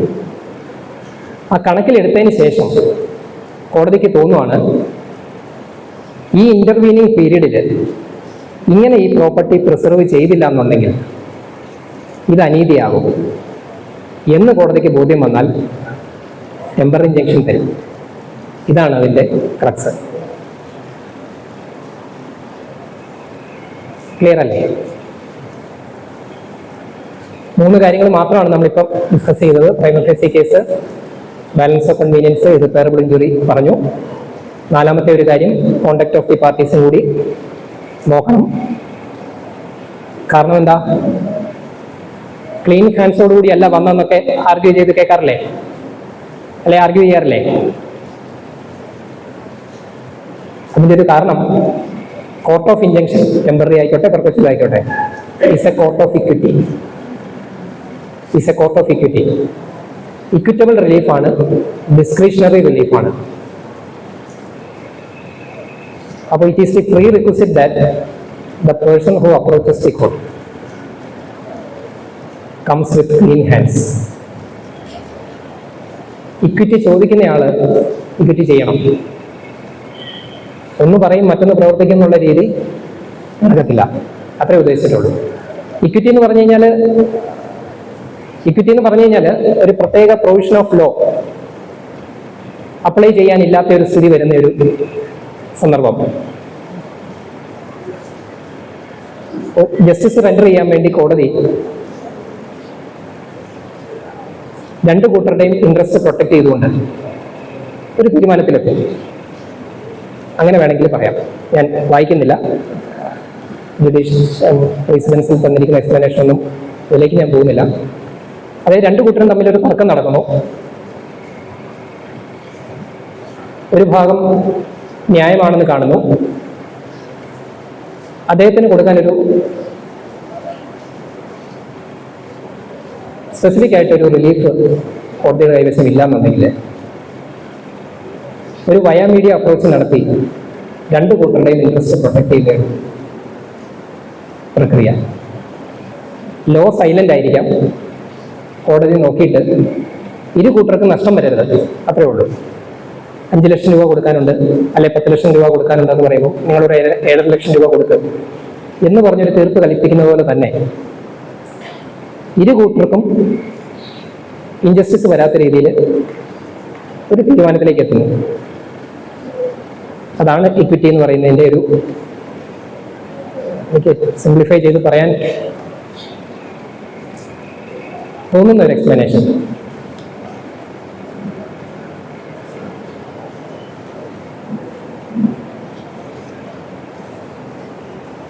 ഞാനൊരു സംശയം ചോദിക്കാം. പ്രൈമ ഫേസി കേസ് ഉണ്ട് എന്ന് കണ്ടു. നമ്മൾ പറഞ്ഞു 4 കാര്യങ്ങൾ വേണം ടെമ്പററി ഇഞ്ചക്ഷന്, അല്ലേ? പ്രൈമ ഫേസി കേസ് ഉണ്ടെന്ന് കണ്ടു, പക്ഷെ ബാലൻസ് ഓഫ് കൺവീനിയൻസ് അത്ര കണ്ടില്ല, അല്ലെങ്കിൽ അത് പ്രതിയുടെ ഭാഗത്താണ്. ബാക്കി ഇറപ്പറബിലിറ്റി ഓഫ് ഇഞ്ചുറി ഒക്കെ ഉണ്ടെന്ന് കരുതുക, കോണ്ടാക്ട് ഒന്നും കുഴപ്പമില്ല, കൈയൊക്കെ നല്ല ക്ലീനാണ്. അപ്പൊ അങ്ങനെ വന്നു കഴിഞ്ഞാൽ ഇഞ്ചക്ഷൻ കൊടുക്കാൻ സാധിക്കുമോ കോടതിക്ക്? പ്രൈമ ഫേസി കേസ് ഉണ്ട്, എങ്ങനെ? ആ, അർജന്റ് നോട്ടീസ് ഓർഡർ ചെയ്യും, ശരി. അല്ല, ഞാൻ ചോദിക്കുന്നത് ഇഞ്ചക്ഷൻ ചോദിക്കാൻ സാധിക്കുമോ ബാലൻസ് ഓഫ് കൺവീനിയൻസ് ഇല്ലാത്ത ഒരു സാഹചര്യത്തിൽ? നമ്മളിപ്പോൾ പറഞ്ഞ 4 കാര്യങ്ങളും സൈമൾട്ടേനിയസ് ആയിട്ട് പ്രൂവ് ചെയ്യേണ്ടതാണ്. പ്രൈമ ഫേസി കേസ് പോയാൽ, അല്ലെങ്കിൽ പ്രൈമ ഫേസി കേസ് ഇല്ല എന്ന് വരികില്ല, പിന്നെ താഴേക്ക് പോകുന്നില്ല. ബാലൻസ് ഓഫ് കൺവീനിയൻസ് ആരുടെ ഭാഗത്താണെന്നോ ഇറിപ്പയറബിലിറ്റി ഓഫ് ഇഞ്ചുറി എന്നുള്ള കൺസെപ്റ്റ് ഉണ്ടോ എന്നുള്ളതൊക്കെ തീർത്തും അപ്രസക്തമാണ്. 4 കാര്യങ്ങളും പ്രൂവ് ചെയ്തെങ്കിൽ മാത്രമേ ഇഞ്ചക്ഷൻ ഗ്രാന്റ് ചെയ്യത്തുള്ളൂ. ഈ 4 കാര്യങ്ങളും പ്രൂവ് ചെയ്താൽ ഇഞ്ചക്ഷൻ കിട്ടണമെന്ന് നിർബന്ധമുണ്ടോ? അപ്പൊ അതാണ് ഞാൻ പറഞ്ഞത്, ഡിസ്ക്രിഷണറി റിലീഫാണ്. ഇതെല്ലാം പ്രൂവ് ചെയ്ത് കഴിഞ്ഞാലും കോടതി നോക്കും ഈ ഒരു കേസിൽ ഇഞ്ചക്ഷൻ കൊടുക്കേണ്ടതുണ്ടോ.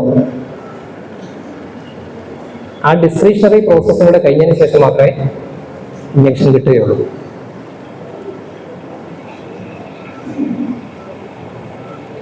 ഓരോ കേസിലും പ്രൈമ ഫേസി കേസിനെ അളക്കുന്ന രീതിക്കും, അല്ലെങ്കിൽ ബാലൻസ് ഓഫ് കൺവീനിയൻസിനെ അളക്കുന്ന രീതിക്കും, ഇറിപ്പയറബിൾ ഇഞ്ചുറി ഉണ്ടോ എന്നുള്ള കാര്യം മനസ്സിലാക്കുന്ന രീതിക്കും ഡിഫറൻസ് ഉണ്ടാകും. ചില കേസുകളിൽ പ്രൈമ ഫേസി കേസ് ഉണ്ടെന്നുണ്ടെങ്കിൽ balance of convenience automatically tilt ചെയ്യും എന്നുള്ള സ്ഥിതിയുമുണ്ട്. നേരെ മറിച്ച് പ്രൈമ ഫേസി കേസ് ഇല്ലാതെ തന്നെ ചിലപ്പോൾ ബാലൻസ് ഓഫ് കൺവീനിയൻസ് ഉണ്ടെന്ന് കാണാൻ സാധിക്കും. എങ്ങനെ വന്നാലും ഈ 4 കാര്യങ്ങൾ പ്രൂവ് ചെയ്യാതെ there is no question of granting injection എന്നുള്ളത് അറിഞ്ഞിരിക്കാം. ഞാൻ ഇത്രയും പറഞ്ഞതിനകത്ത് എന്തെങ്കിലും സംശയമുണ്ടോ?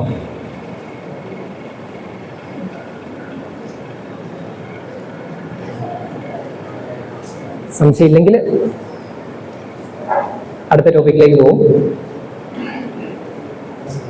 Interim mandatory injection.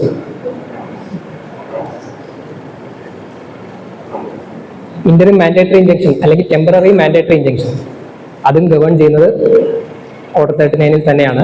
റൂൾ 1 അല്ലെങ്കിൽ റൂൾ 2. സാധാരണഗതിയിൽ ടെമ്പററി മാൻഡേറ്ററി ഇഞ്ചക്ഷൻ ഗ്രാന്റ് ചെയ്യുന്നത് to restore the status quo of the last non-contested status which preceded the pending controversy എന്നാണ് പറയുന്നത്. Last non contested status preserve ചെയ്യാൻ വേണ്ടിയാണ് സാധാരണഗതിയിൽ ഇന്ററിം മാൻഡേറ്ററി ഇഞ്ചക്ഷൻ ഗ്രാന്റ് ചെയ്യുന്നത് എന്നുള്ളത് നമ്മൾ അറിഞ്ഞിരിക്കണം. എന്ന് പറഞ്ഞു കഴിഞ്ഞാൽ, ഒരു വഴിയെ സംബന്ധിക്കുന്ന സൂട്ടാണെന്നിരിക്കട്ടെ, വഴി അടയ്ക്കും എന്നുള്ള ഭീതിയിലാണ് അന്യായം ഫയൽ ചെയ്യുന്നത്. വഴി അടയ്ക്കും എന്നുള്ള ഭീതിയിൽ അന്യായം ഫയൽ ചെയ്തു. അന്യായത്തിന് ശേഷം ഈ വഴി അടച്ചു എന്ന് വന്നു കഴിഞ്ഞാൽ, തെളിയിച്ചു കഴിഞ്ഞാൽ, that is A good ground four seeking temporary mandatory injection. അതിന്റെ കാരണം, കേസ് ഫയൽ ചെയ്ത സമയത്ത്, നിങ്ങൾ ശ്രദ്ധിച്ചോണേ, കേസ് ഫയൽ ചെയ്ത സമയത്ത് അങ്ങനെ ഒരു ഒബ്സ്ട്രക്ഷൻ ഇല്ല. അതായത് വഴി അടച്ചത് കേസിന് ശേഷമാണ്. ഡേറ്റ് ഓഫ് സൂട്ടിലെ സ്റ്റാറ്റസ് അതിന് മാറ്റം വന്നിട്ടുണ്ടെങ്കിൽ ഒരു ക്ലാസിക് കേസാണ് ഇന്ററിം മാൻഡേറ്ററി ഇഞ്ചക്ഷൻ ചോദിക്കാൻ. അതേസമയം ഡേറ്റ് ഓഫ് സൂട്ടിൽ ഉണ്ടായിരുന്ന ഒരു ഒബ്സ്ട്രക്ഷൻ ആണെന്നുണ്ടെങ്കിൽ അത്ര എളുപ്പമായിരിക്കില്ല ടെമ്പററി മാൻഡേറ്ററി ഇഞ്ചക്ഷൻ കിട്ടുക എന്നുള്ളത്. മനസ്സിലായോ? അതുകൊണ്ടാണ് ലാസ്റ്റ് നോൺ കണ്ടസ്റ്റഡ് സ്റ്റാറ്റസിലെ സ്റ്റാറ്റസ് റിസ്റ്റോർ ചെയ്യാൻ വേണ്ടിയാണ് generally temporary mandatory injunction grant ചെയ്യുന്നത് എന്ന് പറയുന്നത്. ഈ കാര്യത്തിലും ലാൻഡ്മാർക്കായിട്ടുള്ള പല ഡിസിഷൻസും ഉണ്ട്. അതിലെ ഏറ്റവും പ്രധാനപ്പെട്ട ഒരു ഡിസിഷനാണ് Dorab Cawasji Warden versus Coomi Sorab Warden, AR 1990, supreme court 867. അതിലെ പാരഗ്രാഫ് 15 സുപ്രീം കോടതി പറഞ്ഞു, ടെമ്പററി മാൻഡേറ്ററി ഇഞ്ചക്ഷന്റെ റിക്വയർമെന്റ്സ് എന്ന് പറഞ്ഞു കഴിഞ്ഞാൽ, plaintiff must have a strong case for trial. That is, it shall be of a higher standard than a prima facie case that is normally required for a prohibitory injunction.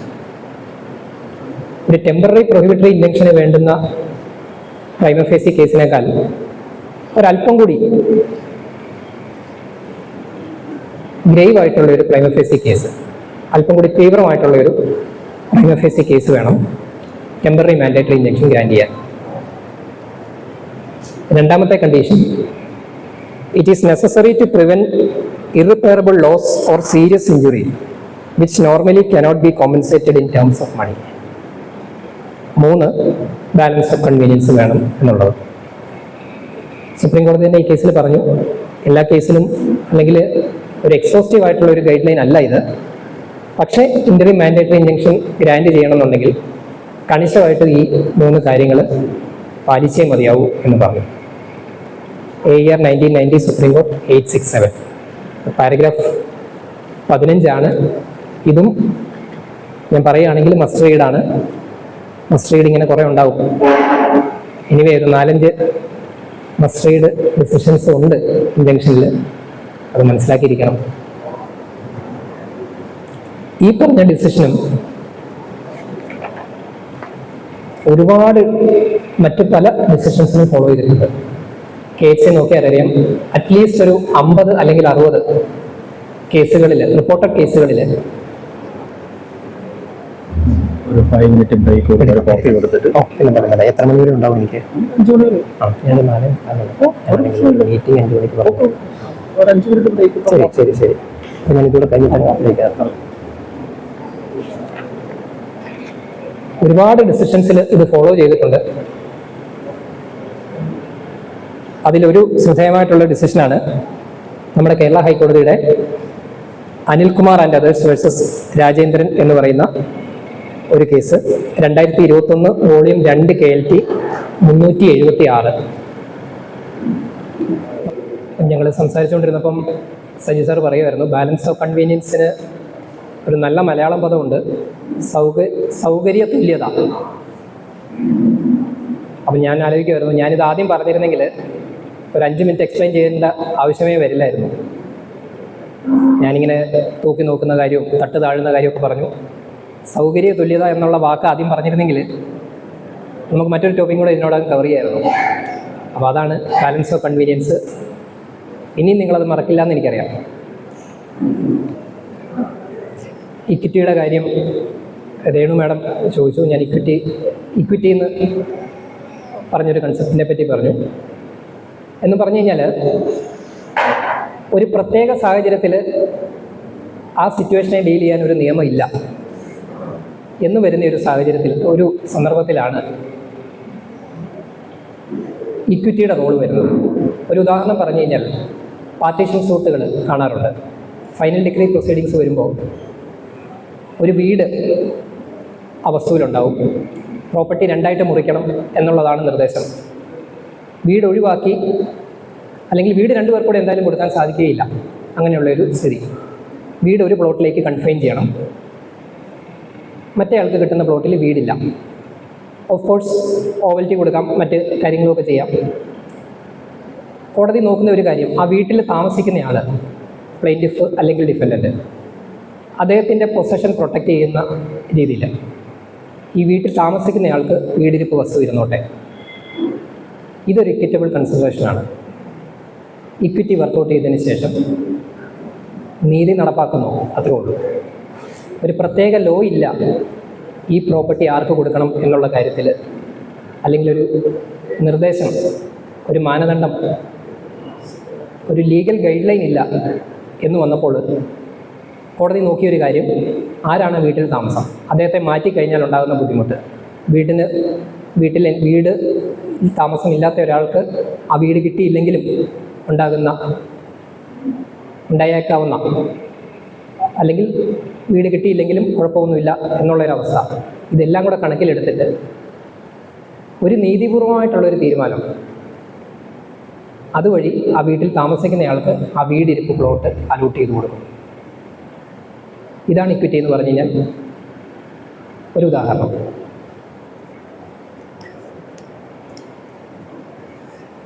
ഞാൻ മുമ്പേ പറഞ്ഞു, 2021 2 KLT 376 Anilkumar and others versus K Rajendran എന്ന് പറയുന്ന കേസിൽ AR 1990 supreme court 867 follow ചെയ്തു. എന്നിട്ട് അതിൽ പറഞ്ഞു, നമ്മൾ മുമ്പേ പറഞ്ഞ പ്രിൻസിപ്പിൾ തന്നെ, ടെമ്പററി മാൻഡേറ്ററി ഇഞ്ചക്ഷൻ ആകുമ്പോൾ ഒരു സ്ട്രോങ് പ്രൈമ ഫേസി കേസ് വേണം, കുറച്ചുകൂടെ ഹയർ ഡിഗ്രി എവിഡൻസ് വരണം എന്നുള്ളത് റീട്രേറ്റ് ചെയ്തു. എന്നിട്ട് പറഞ്ഞു, prima facie case in such proceedings must be so strong and unusually clear that the suit has a high probability of success. അങ്ങനെ ഒരു സാഹചര്യം വരുമ്പോഴാണ് ടെമ്പററി മാൻഡേറ്ററി ഇഞ്ചക്ഷൻ ഗ്രാൻഡ് ചെയ്യുന്നത് എന്നാണ് പറഞ്ഞത്. ഈ ഒരു കേസ് ഞാനിത് നോട്ട് ചെയ്യാൻ കാര്യം, ഇതിലൊരു ഇൻട്രസ്റ്റിംഗ് ഫാക്റ്റ് ഉണ്ടായി. അതായത് ഒരു വഴിയെ സംബന്ധിക്കുന്ന കേസായിരുന്നു. ആ വഴിയിൽ ഒരു ഒബ്സ്ട്രക്ഷൻ നടത്തും എന്നുള്ള സിറ്റുവേഷൻ വന്നപ്പോഴത്തേനും കേസ് കൊടുത്തു. സൂട്ട് പ്രൊഹിബിറ്ററി ഇഞ്ചക്ഷന് വേണ്ടി മാത്രമായിരുന്നു. പ്രൊഹിബിറ്ററി ഇഞ്ചക്ഷൻ എന്ന് പറയുമ്പോൾ നമുക്കറിയാം, ഒരു കാര്യം ചെയ്യരുത്, ബ്രീച്ച് ഓഫ് ഒബ്ലിഗേഷനിലാണ് ഇഞ്ചക്ഷൻ എപ്പോഴും ഗ്രാൻഡ് ചെയ്യുക എന്ന് പറയും. ബ്രീച്ച് ഓഫ് ഒബ്ലിഗേഷൻ, ഒബ്ലിഗേഷൻ എന്ന് പറഞ്ഞു കഴിഞ്ഞാൽ a duty enforceable by law. അപ്പം അങ്ങനെ ഒരു ഡ്യൂട്ടി ബ്രീച്ചായി കഴിഞ്ഞു കഴിഞ്ഞാൽ കോടതി കൊടുക്കുന്ന ഒരു നിർദ്ദേശം, ഞാൻ മുമ്പേ ആദ്യം പറഞ്ഞ പോലെ ഒരു കമാൻഡ്, അതാണ് ഇഞ്ചക്ഷൻ. അപ്പോൾ ബ്രീച്ച് ഓഫ് ഡ്യൂട്ടി അല്ലെങ്കിൽ ആ ബ്രീച്ച് ഓഫ് ഒബ്ലിഗേഷൻ നടത്താതിരിക്കുന്നതിന് വേണ്ടി കോടതി ഒരു കാര്യം ചെയ്യരുതെന്ന് പറയുന്നത് പ്രൊഹിബിറ്ററി ഇഞ്ചക്ഷനും, ആ ബ്രീച്ച് ഓഫ് ഒബ്ലിഗേഷൻ ഉണ്ടാകാതിരിക്കാൻ വേണ്ടി അല്ലെങ്കിൽ ബ്രീച്ച് ഓഫ് ഒബ്ലിഗേഷൻ്റെ ഭാഗമായിട്ടുള്ള നഷ്ടം, ന്യൂയിസൻസ് അല്ലെങ്കിൽ അതിൻ്റെ ബുദ്ധിമുട്ടുകൾ കണ്ടിന്യൂ ചെയ്യാതിരിക്കാൻ വേണ്ടി ഒരു കാര്യം ചെയ്യാൻ പറയും, അത് മാൻഡേറ്ററി ഇഞ്ചക്ഷൻ. അപ്പോൾ ഈ കേസിൽ വഴിയിൽ ഒരു തടസ്സം വരുന്നു എന്നുള്ള രീതിയിൽ അന്യായം കൊടുത്തു എന്ന് പറഞ്ഞു. സൂട്ട് ഫയൽ ചെയ്ത ഡേറ്റിൽ തടസ്സം ഉണ്ടായി, വഴി അടച്ചു, ഒരാഴ്ച കഴിഞ്ഞിട്ട് കേസ് കൊടുക്കുന്നു. ഇതാണ് സ്ഥിതി. ടെമ്പററി മാൻഡേറ്ററി ഇഞ്ചക്ഷൻ രണ്ട് കൂട്ടരും ചോദിച്ചു. ഒരാൾ വഴി, അയാൾ ഗേറ്റ് വെച്ചത് ഡിസ്റ്റർബ് ചെയ്യരുത്, പൊളിക്കരുതെന്നൊക്കെ പറഞ്ഞുകൊണ്ട് കൊടുത്തു.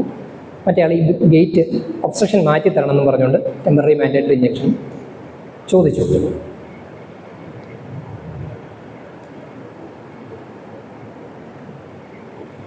ഈ വ്യത്യാസം മനസ്സിലായി. ഞാൻ മുമ്പേ പറഞ്ഞ പോലെ ലാസ്റ്റ് നോൺ കണ്ടസ്റ്റഡ് സ്റ്റാറ്റസ് എന്ന് ഞാൻ മുമ്പേ പറഞ്ഞു.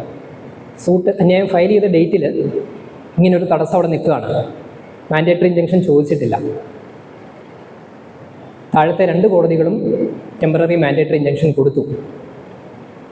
ഹൈക്കോടതിയിൽ ചെന്നപ്പോൾ അത് സെറ്റിസൈഡ് ചെയ്തിട്ട് പറഞ്ഞു, ഓൾറെഡി ഒബ്സ്ട്രക്ഷൻ വന്നുവല്ലോ, ആ ഒബ്സ്ട്രക്ഷൻ മാറ്റാൻ മാൻഡേറ്ററി ഇഞ്ചക്ഷൻ ചോദിക്കാതെ പ്രൊഹിബിറ്ററി ഇഞ്ചക്ഷൻ മാത്രം ചോദിക്കുന്ന ഒരു കേസിൽ ഇങ്ങനൊരു ഇൻറ്ററിം മാൻഡേറ്ററി ഇഞ്ചക്ഷൻ കൊടുക്കാൻ സാധിക്കുകയില്ല എന്ന് പറഞ്ഞു. ലാസ്റ്റ് നോൺ കണ്ടസ്റ്റഡ് സ്റ്റാറ്റസ് എന്ന് പറയുന്നത് അവിടെ ഒബ്സ്ട്രക്ഷൻ ആണ്. ആ ഒബ്സ്ട്രക്ഷൻ മാറ്റാൻ മാൻഡേറ്ററി ഇഞ്ചക്ഷൻ സൂട്ടിൽ ചോദിക്കാതെ പ്രൊഹിബിറ്ററി ഇഞ്ചക്ഷൻ സൂട്ട് മാത്രം ഫയൽ ചെയ്ത് ഇൻറ്ററിം മാൻഡേറ്ററി ഇഞ്ചക്ഷൻ ചോദിച്ചു കഴിഞ്ഞാൽ അത് തരാനൊക്കെയല്ല എന്ന് ഹൈക്കോടതി പറഞ്ഞു.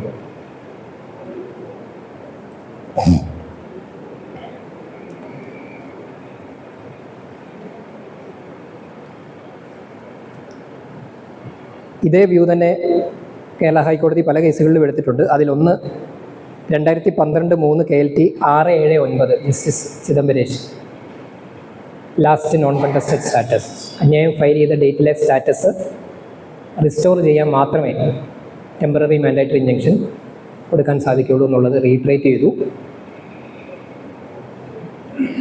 ഒരു സ്റ്റാൻഡ് അലോൺ ഡിസിഷൻ, ഒരു വേറിട്ടൊരു ഡിസിഷൻ 2004 1 KLT 350 പാർട്ടിനെ ഞാൻ വിട്ടുപോയി. അതിൽ അന്യായം ഫയൽ ചെയ്യുന്നതിന് 2 ദിവസം മുമ്പേ ഒബ്സ്ട്രക്ഷൻ ഉണ്ടായി.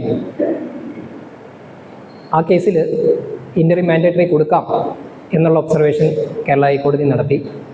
എനിക്ക് തോന്നുന്നു അതൊരു സ്റ്റാൻഡ് അലോൺ, ഒരു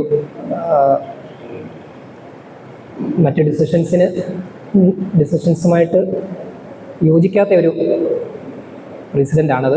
എങ്കിലും നിങ്ങളൊന്ന് അറിഞ്ഞിരിക്കുക, 2004 1 KLT 350 ആ ഒരു ഡിസിഷൻ. സിംഗിൾ ബെഞ്ച് ഡിസിഷനാണ്. കോൺട്രാ വ്യൂ ആണ്, അല്ലെങ്കിൽ മറിച്ചുള്ള അഭിപ്രായമാണ് കൺസിസ്റ്റൻ്റ് ആയിട്ട് നമ്മൾ കണ്ടുവരുന്നത്.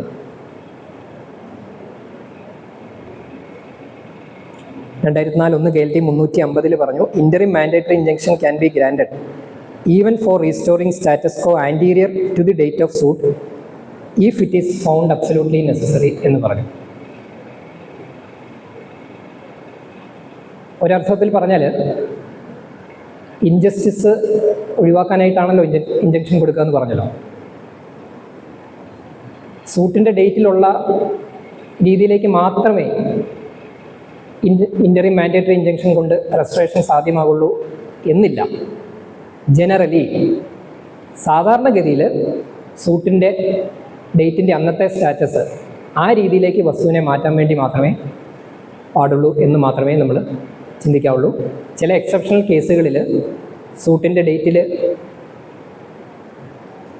ഉള്ള സ്റ്റാറ്റസിലുപരിയായിട്ട് ചിലപ്പോൾ കോടതികൾക്ക് ഇടപെടേണ്ടതായിട്ട് വരും. ഒരു ഉദാഹരണം പറഞ്ഞു കഴിഞ്ഞാൽ ഈസ്മെൻറ്റ് ഓഫ് നെസസിറ്റി കേസ്. അതിൻ്റെ പ്രത്യേകത അറിയാമല്ലോ. മറ്റു വഴിയില്ലാതെ വരുന്ന സാഹചര്യങ്ങളിൽ ഇയാളുടെ വഴി പൊടുന്നനെ അടയ്ക്കുന്നു, പുറത്തോട്ടിറങ്ങാൻ വേറെ മാർഗ്ഗമില്ല. വഴി അടച്ചതിന് ശേഷമാണ് ഇദ്ദേഹം സൂട്ടുമായിട്ട് വരുന്നത്. അപ്പോൾ ഒരു ഇൻ്ററിം മാൻഡേറ്ററി ഇഞ്ചക്ഷൻ ചോദിച്ചു കഴിഞ്ഞാൽ സൂട്ടിൻ്റെ ഡേറ്റിൽ വഴിയില്ല. അപ്പോൾ ഇൻ്ററിം മാൻഡേറ്ററി ഇഞ്ചക്ഷൻ സാധാരണഗതിയിൽ കൊടുക്കാൻ സാധിക്കുകയില്ല. പക്ഷേ ഒരു അബ്സല്യൂട്ട് നെസസിറ്റി വരുന്ന സാഹചര്യങ്ങളിൽ, മാൻഡേറ്ററി ഇഞ്ചക്ഷൻ പ്രയർ ചോദിക്കുന്ന കേസുകളിലും അങ്ങനെ ഒരു ഇൻ്ററിം മാൻഡേറ്ററി കൊടുക്കുന്നതിന് കോടതികൾക്ക് തീർച്ചയായിട്ടും അധികാരമുണ്ട്. പ്രൊവൈഡഡ് സ്ട്രോങ് ആയിട്ടുള്ള ഒരു പ്രൈമ ഫേസി കേസ് വേണം, ബാലൻസ് ഓഫ് കൺവീനിയൻസ് മറ്റ് ആസ്പെക്ട്സ് പ്രൂവ് ചെയ്യുകയും വേണം.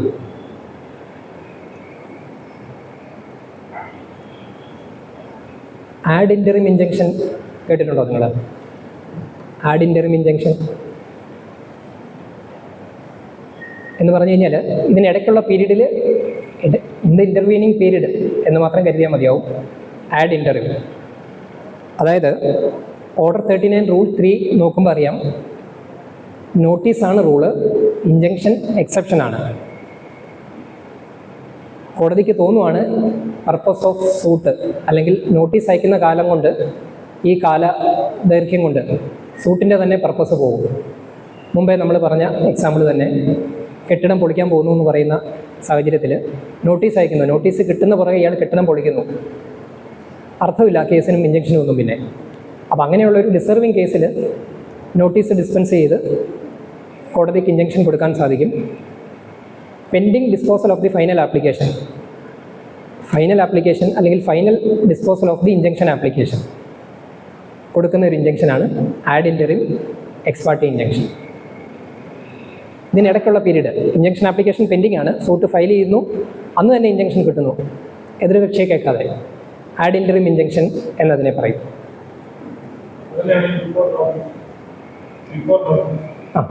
ബിഫോർ നോട്ടീസ് എന്ന് പറയാം. ഒന്നത് അത് X parte add interim injection. എനിക്ക് തോന്നുന്നത് ആപ്ലിക്കേഷൻ ഫൈനലി ഡിസ്പോസ്ഡ് ഓഫ് ആയില്ല എന്നുണ്ടെങ്കിൽ ആഫ്റ്റർ നോട്ടീസും വേണമെങ്കിൽ ആഡ് ഇൻ്ററിം എന്ന് പറയാം, അല്ലേ? ഇൻ്റർവീനിങ് പീരീഡ് അല്ലേ? അതൊരു ആഡ് ഇൻ്ററിമിൻ്റെ മീനിങ് നമ്മൾ അങ്ങനെ നോക്കുമ്പം ഇങ്ങനൊരു വ്യാഖ്യാനം പോസിബിൾ ആണ്. ഞാൻ നോക്കിയിട്ട് ഇടയ്ക്കുള്ള പീരീഡ് ആണല്ലോ, ആപ്ലിക്കേഷൻ പെൻഡിങ് ആണ്. X parte add interim injection എന്ന് പറയുമ്പോൾ കൂടുതൽ വ്യക്തതയായി. അതിൽ ആഡ് ഇൻ്ററിം എന്ന് പറയുമ്പോൾ ഈ പറഞ്ഞ പോലെ സാർ പറഞ്ഞ ഒരു കൺഫ്യൂഷൻ വരാം.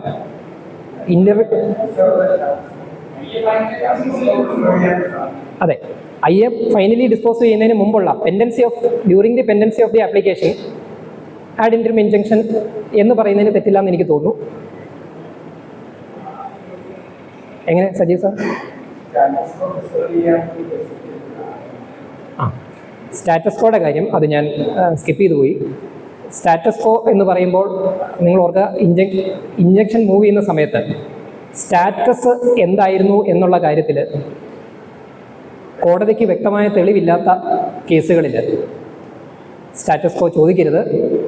ചോദിച്ചാൽ റിസ്കിലാകുന്നത് പ്ലെയിൻറ്റിഫ് തന്നെയായിരിക്കും. കാരണം സ്റ്റാറ്റസ് എന്താണെന്നുള്ളത് കാണാൻ തെളിവില്ലാത്തൊരു സാഹചര്യം ഇമ്പോർട്ടൻ്റ് ആയിട്ട് വരിക എപ്പോഴാണെന്നറിയാമോ? വയലേഷൻ വരുമ്പോൾ. കോടതി സ്റ്റാറ്റസ് കോ ഓർഡർ ചെയ്തു, കമ്മീഷൻ റിപ്പോർട്ടില്ല, യാതൊരു മെറ്റീരിയലും ഇല്ല. വയലേഷൻ വന്നു. വയലേഷൻ വന്നു കഴിയുമ്പോഴത്തേനും പ്രതി പറയും, നമ്മൾ മുമ്പേ പറഞ്ഞ എക്സാമ്പിൾ ഇതിലും കെട്ടിടം പൊളിക്കുന്ന കേസ്, സ്റ്റാറ്റസ് കോ ഓർഡർ ചെയ്യുന്നു, പ്രതി ഇത് പൊളിക്കുന്നു, അല്ലെ അതിൻ്റെ ഒരു പോർഷൻ പൊളിക്കുന്നു. വയലേഷൻ വന്നു കഴിഞ്ഞ് പ്രോസിക്യൂഷൻ പെറ്റീഷൻ വന്നു കഴിയുമ്പോഴത്തേനും പ്രതി പറയുകയാണ്, സൂട്ടിന് മുമ്പേ തന്നെ, എനിക്ക് നോട്ടീസ് കിട്ടുന്നതിന് മുമ്പേ തന്നെ ഇത് ഇത്രയും പൊളിഞ്ഞിരുന്നതാണ് എന്ന് പറഞ്ഞു കഴിഞ്ഞാൽ, അല്ല, സൂട്ടിൻ്റെ അന്ന് ഇത് പൊളിഞ്ഞിരുന്നില്ല എന്ന് കാണാൻ തെളിവില്ലാതെ വരും. അപ്പം അങ്ങനെ വന്നു കഴിഞ്ഞാൽ ഡിസൊബീഡിയൻസിന് പ്രോസിക്യൂട്ട് ചെയ്യാൻ പറ്റാതെ വരും. അപ്പോൾ സ്റ്റാറ്റസ് കോ എന്ന് പറഞ്ഞു കഴിഞ്ഞാൽ it may have the effect of injunction sometimes. രണ്ട് കൂട്ടരും തൽസ്ഥിതി തുടരുക.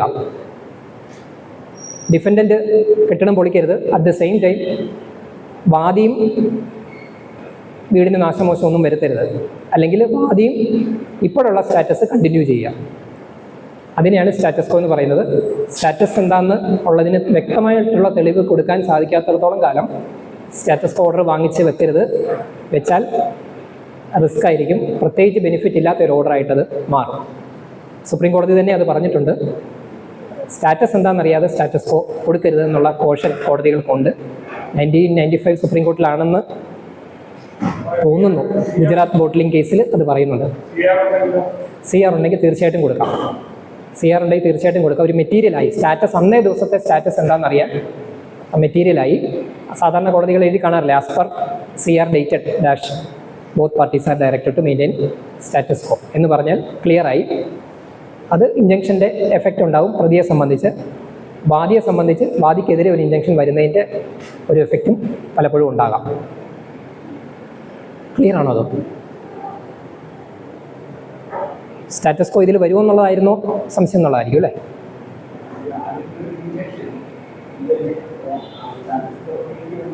തീർച്ചയായിട്ടും ചെയ്യാം. ആഡ് ഇൻട്രീം ഇഞ്ചക്ഷൻ വഴി സ്റ്റാറ്റസ് കോ മെയിൻറ്റെയിൻ ചെയ്യാനും പറയാം. ആഫ്റ്റർ ഹിയറിംഗ് ബോത്ത് സൈഡ്സ് പറയാം.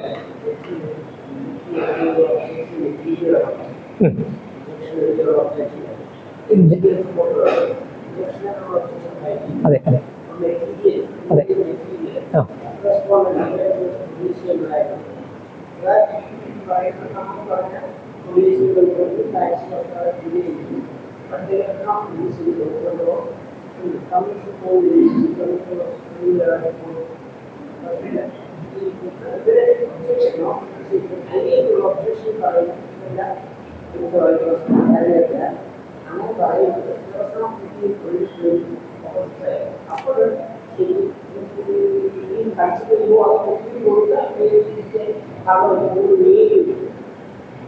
ശരി. ചോദിച്ച ചോദ്യം ഇതാണ്, ഇഞ്ചക്ഷൻ ആപ്ലിക്കേഷൻ ഒപ്പോസ് ചെയ്യുന്ന കൗണ്ടർ അഫിഡവിറ്റ് ഫയൽ ചെയ്തു, അല്ലെങ്കിൽ ഒബ്ജക്ഷൻ ഫയൽ ചെയ്തു, പക്ഷേ ഡോക്യുമെൻറ്റ്സ് ഒന്നുമില്ല, അങ്ങനെ പറഞ്ഞേക്കാം. മെറ്റീരിയൽ ഒന്നും പ്രതിക്ക് ഹാജരാക്കാൻ സാധിച്ചില്ല. അപ്പോൾ കോടതി എന്ത് ചെയ്യും? അങ്ങനെ ഹാജരാക്കാതെ ഇരുന്ന് കഴിഞ്ഞാൽ അത് വേദാവിലാകുമോ ഈ ഒബ്ജക്ഷൻ എന്നുള്ളതാണ് സംശയം. അത് ഡിപ്പെൻസ് ആണ്, ഓരോ കേസിൻ്റെ ഫാക്ട് അനുസരിച്ചിട്ട് മാറി മാറി വരും. ഒരു എക്സ്ട്രീം കേസ് എടുക്കുകയാണ്, ഞാനൊരു എക്സ്ട്രീം വ്യൂ പറയുകയാണ്. ഒബ്ജക്ഷൻ ഫയൽ ചെയ്തില്ലെങ്കിൽ കൂടി വാദം പറഞ്ഞ് ഇഞ്ചക്ഷൻ വെക്കറ്റ് ചെയ്യിപ്പിക്കാൻ സാധിക്കും. അത്ര ഡിസർവിംഗ് ആയിട്ടുള്ളൊരു കേസ് പ്രതിക്ക് കൊണ്ടുവരാൻ സാധിക്കുമെങ്കിൽ, ഞാൻ മുമ്പേ പറഞ്ഞു, പ്ലെയിൻറ്റിഫ് കൊണ്ടുവരുന്ന മെറ്റീരിയൽ മാത്രമല്ല ഒപ്പോണൻറ്റിൻ്റെ മെറ്റീരിയലും നോക്കാം. ഇതെല്ലാം കൂടെ നോക്കിയിട്ട് ടോട്ടലായിട്ടുള്ള എവിഡൻസിൻ്റെ അപ്രീസിയേഷന് ശേഷം കോടതിക്ക് തോന്നുവാണ് ഇതൊരു ഇഞ്ചക്ഷൻ കൊടുക്കേണ്ടതാണ്, അതല്ലെങ്കിൽ ഇഞ്ചക്ഷൻ വെക്കേറ്റ് ചെയ്യേണ്ടതാണ് എന്നുള്ളതാണ് ക്രൈറ്റീരിയ. ബർഡൻ ഓഫ് പ്രൂഫ് മറ്റൊരു കാര്യമാണ് ഈ ഒരു ആസ്പെക്റ്റിൽ. പ്രതിയുടെ എക്സ്ക്ലൂസീവായിട്ട് പ്രതിക്ക് എസ്റ്റാബ്ലിഷ് ചെയ്യേണ്ട, അല്ലെ പ്രതി തെളിയിച്ചെടുക്കേണ്ട ഒരു കാര്യമാണ് പ്രതി പറയുന്നത്. സപ്പോസ് പ്രതിയുടെ പേരിൽ ഒരു എഗ്രിമെൻ്റ് ഉണ്ട് ഈ കേസിനെ സംബന്ധിച്ച്, അത് മറച്ചു വെച്ചാണ് വാദി കേസ് ഫയൽ ചെയ്തത്. ആ എഗ്രിമെൻ്റ് കൊണ്ടുവരാതെ ഇഞ്ചക്ഷൻ ആപ്ലിക്കേഷനെ വാലിഡായിട്ട് അല്ലെങ്കിൽ സക്സസ്ഫുള്ളി റെസിസ്റ്റ് ചെയ്യാൻ പറ്റില്ല, കോടതി അംഗീകരിക്കില്ല അത്. അതേസമയം മറ്റൊരു ഫാക്റ്റിലാണ് വാദി പറയുന്നത് കള്ളമാണെന്ന് തെളിയിക്കാൻ ഒരു കൗണ്ടർ അഫിഡവിറ്റ് മാത്രം മതിയാവും. അങ്ങനെ വരുമ്പോൾ മെറ്റീരിയൽ ഇല്ല എന്നുള്ളത്, മെറ്റീരിയലാണ് കൗണ്ടർ അഫിഡവിറ്റ്, ചിലപ്പോൾ ഒരു മെറ്റീരിയൽ ആകാം, ഇനിയും വേണ്ട, വാദി ഹാജരാക്കിയിരിക്കുന്ന മെറ്റീരിയലും ഒരു മെറ്റീരിയലാണ്.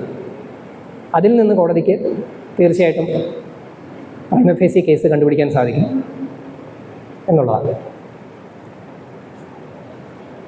എക്സ്ട്രീം കേസിൽ ഒബ്ജക്ഷൻ പോലും ഇല്ലാതെ വേണമെങ്കിൽ വെക്കേറ്റ് ചെയ്യാം, സ്ഥാപിച്ചെടുക്കാൻ സാധിച്ചാൽ വാദിയുടെ എവിഡൻസ് കൊണ്ട് തന്നെ, അല്ലെ വാദിയുടെ അഫിഡവിറ്റ് കൊണ്ട് തന്നെ കേസ് കൊണ്ട് തന്നെ കംപ്ലീറ്റ്ലി പ്രോബബിൾ അല്ലാത്ത ഒരു കേസ്, യാതൊരു സാധ്യതയുമില്ല ഈ കേസിനൊരു സക്സീഡ് ചെയ്യാനുള്ള എന്ന് വന്നു കഴിഞ്ഞാൽ ഒബ്ജക്ഷൻ പോലും ഇല്ലാതെ ചെയ്യാം. ഒബ്ജക്ഷൻ ഇല്ലാതെ വാദം പറയാൻ നിൽക്കണ്ട, ഞാൻ പറഞ്ഞു എന്നേ ഉള്ളൂ.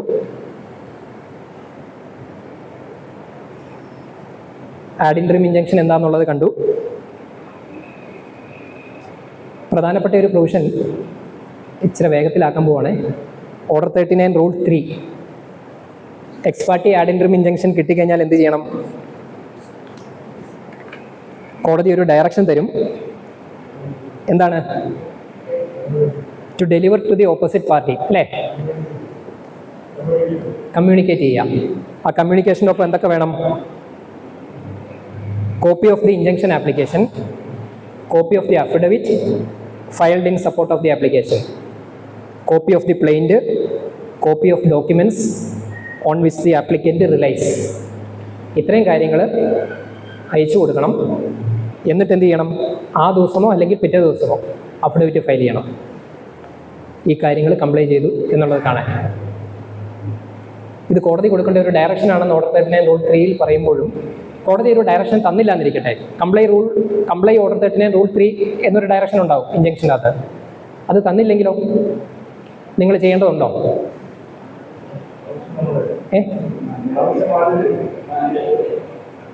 കറക്റ്റാണ്. അത് കോടതി പറയുന്നോ ഇല്ലയോ എന്നുള്ളതല്ല, ആവശ്യം വാദിയുടെയാണ്. അത് ചെയ്തില്ല എന്നുണ്ടെങ്കിൽ, അത് ചെയ്തില്ലെങ്കിലോ, ഇനിയും കോടതി പറഞ്ഞു നിങ്ങൾ ചെയ്തില്ല, അതല്ല കോടതി പറഞ്ഞുമില്ല നിങ്ങൾ ചെയ്തുമില്ല, ആ ഓർഡറിൻ്റെ വാലിഡിറ്റി എന്തായിരിക്കും? തീർച്ചയായിട്ടും വെക്കേറ്റ് ചെയ്യിക്കാം. ഈ കാര്യം പോയിന്റ് ഔട്ട് ചെയ്താൽ ആ മൊമെൻറ്റിൽ കോടതിക്ക് വെക്കേറ്റ് ചെയ്യാം, കംപ്ലൈൻറ്റ് ചെയ്തില്ല എന്നുള്ളത് കൊണ്ട്. ശരി, ഞാൻ ചോദിക്കുന്ന ഓർഡറിൻ്റെ വാലിഡിറ്റിയാണ്. ഓർഡർ വാലിഡാണ്, പക്ഷേ വയലേഷൻ വന്നു കഴിഞ്ഞാൽ ഹെൽപ്ലെസ് ആയി പോകും. കെട്ടിടം പൊളിക്കരുത് എന്ന് പറയുന്ന കേസ്, കെട്ടിടം പൊളിച്ചു, ഒന്നും ചെയ്യാൻ പറ്റില്ല, പ്രോസിക്യൂഷൻ ഇമ്പോസിബിളായിട്ട് വരും. ഒന്നും ചെയ്യാൻ പറ്റില്ല എന്നുള്ളത് അങ്ങനെ എടുക്കണ്ട. അൾട്ടിമേറ്റ്ലി എന്തെങ്കിലും റിലീഫിന് അർഹതയുണ്ടെന്നുണ്ടെങ്കിൽ അതെടുക്കാം. അത് മറ്റൊരു കാര്യം. ഞാൻ പറഞ്ഞ ഓർഡർ ടെമ്പററി ഇൻജങ്ഷൻ്റെ ബെനിഫിറ്റ് കിട്ടാതെ വരും, ഹെൽപ്ലെസ് ആയി മാറും. ഓർഡർ വാലിഡാണ്, പക്ഷേ ഡിസൊബീഡിയൻസിന് പ്രൊസീഡ് ചെയ്യാൻ പറ്റാതെ വരും. പ്രോസിക്യൂഷൻ പെറ്റീഷൻ നിൽക്കില്ല.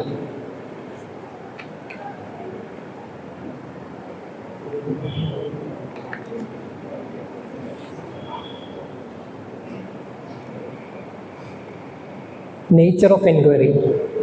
ടെമ്പററി ഇൻജങ്ഷൻ ആപ്ലിക്കേഷൻസിൽ കോടതികൾ നടത്തുന്ന എൻക്വയറിയുടെ ഒരു നേച്ചർ എന്ന് പറഞ്ഞു കഴിഞ്ഞാൽ മെറിറ്റ്സിന്മേലുള്ള ഒരു തീരുമാനമല്ല. അത് നമ്മളെല്ലാം മനസ്സിലാക്കിയിട്ടുള്ളതാണ്.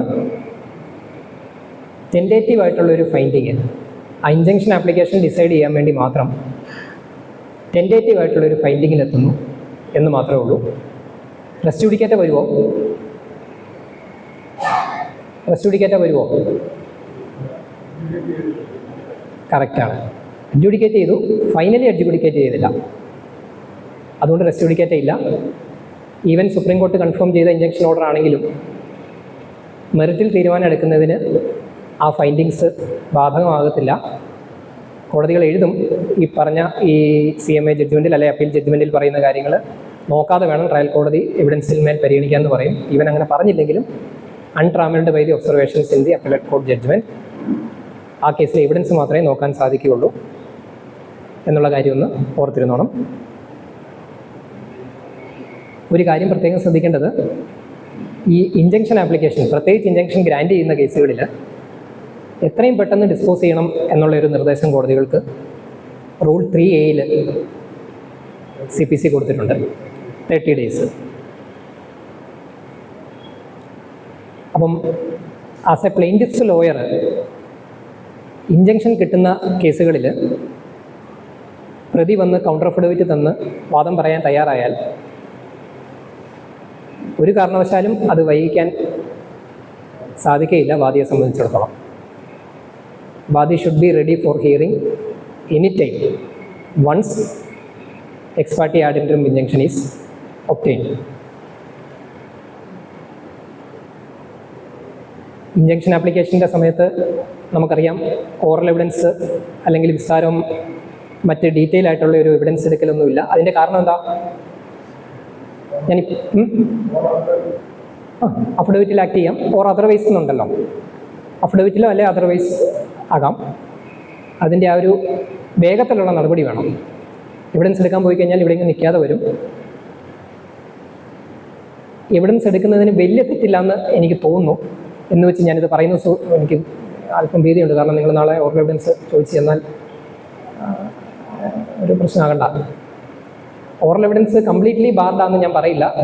ഓറൽ എവിഡൻസ് ഒരു ടെമ്പററി ഇഞ്ചക്ഷൻ ആപ്ലിക്കേഷൻ ഡിസൈഡ് ചെയ്യുമ്പോൾ ഓറൽ എവിഡൻസ് വേണം എന്നൊരാൾ പറഞ്ഞാൽ അത് തീർത്തും പറ്റില്ല എന്നൊരു കോടതിക്ക് പറയാൻ പറ്റില്ല എന്നാണ് എൻ്റെ അഭിപ്രായം. പക്ഷേ ജനറലി അത് കോടതികൾ എൻ്റർടൈൻ ചെയ്യാറില്ല. കാരണം അഫിഡവിറ്റിലാണ് സാധാരണ ആക്ട് ചെയ്യുന്നത്, പിന്നെ ബാക്കി മെറ്റീരിയൽസ് ഉണ്ട്. പക്ഷേ ഓറൽ എവിഡൻസിൻ്റെ ഒരു ഡീറ്റെയിൽ എക്സാമിനേഷൻ്റെ സ്കോപ്പ് അന്നേരമില്ല. ക്രോസ് എക്സാമിനേഷൻ, അഫിഡവിറ്റൽ ക്രോസ് എക്സാമിനേഷൻ പാർട്ടിക്ക് ഒരു റൈറ്റ് ഓർഡർ 19 പറയുന്നുണ്ട്. ഈ റൈറ്റ് ഓഫ് ക്രോസ് എക്സാം, അതായത് ഒരു അഫിഡവിറ്റ് ഫയൽ ചെയ്യുന്ന പാർട്ടിയോട് ക്രോസ് എക്സാമിനേഷന് വിധേയനാകണം എന്ന് പറയാൻ ഒപ്പോണൻറ്റിന് അധികാരം കൊടുക്കുന്ന വകുപ്പാണ് ഓർഡർ 19. 1, 2 ഒക്കെ ഉണ്ട്. അപ്പോൾ ഈ ക്രോസ് എക്സാമിനേഷനും പറ്റില്ല എന്ന് കോടതിക്ക് പറയാൻ പറ്റില്ല. ചെയ്യാം, പക്ഷേ ആസ് ഓഫ് റൈറ്റ് അവകാശ രൂപേണ നിങ്ങൾക്ക് ചെന്ന് എനിക്ക് ഈ അഫിഡവിറ്റിൽ വാദിയെ ക്രോസ് ചെയ്യണം എന്ന് പറയാൻ സാധിക്കില്ല. 2011 KHC 224 തോമസ് പി ജോസഫ് സാറിൻ്റെ ഡിസിഷനാണ്. റൈറ്റ് ഓഫ് ക്രോസ് എക്സാമിനേഷൻ ഉണ്ട്, but as of right of cross examination ഇല്ല. Though cross examination is not ഇംപെർമിസിബിൾ.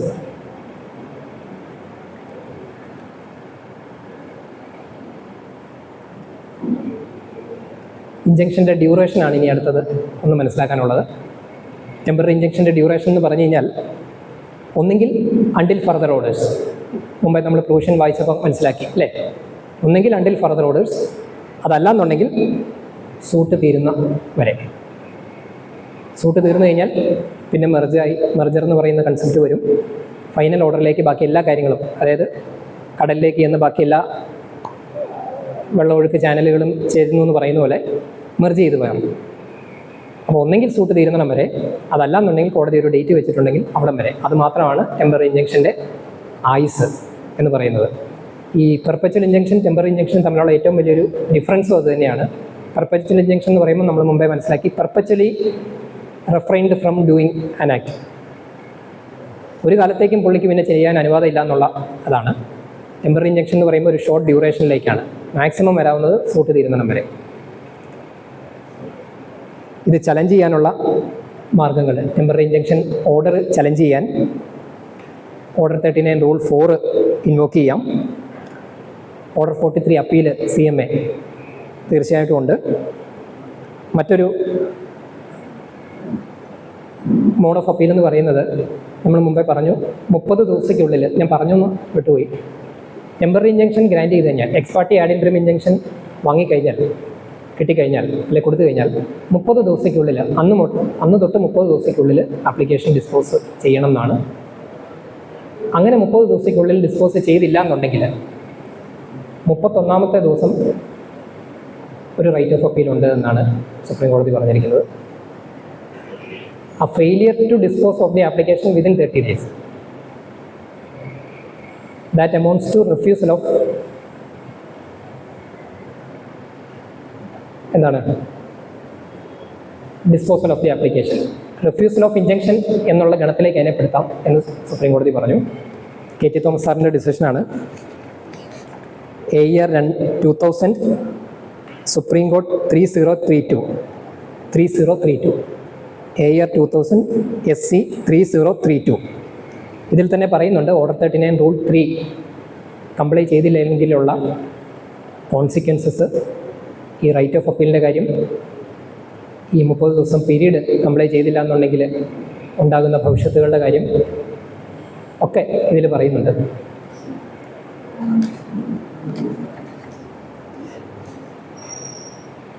ഇനി മറ്റൊരു ടോപ്പിക്ക് ഡിസൊബീഡിയൻസ് ആണ്. അതെനിക്ക് തോന്നുന്നില്ല കംപ്ലീറ്റ് ചെയ്യാൻ സാധിക്കുന്നു. അതുകൊണ്ട് ഞാൻ അതിലേക്ക് പോകുന്നില്ല എന്ന് വെക്കുകയാണ്. കാരണം ഫ്രൂട്ട്ഫുള്ളായിട്ട് പറയാൻ സാധിച്ചില്ലെങ്കിൽ അത് വേണ്ട എന്നുള്ളതാണ് എനിക്ക് തോന്നുന്നത്. ഇതുവരെ പറഞ്ഞതിനകത്ത് എന്തെങ്കിലും സംശയമുണ്ടോ?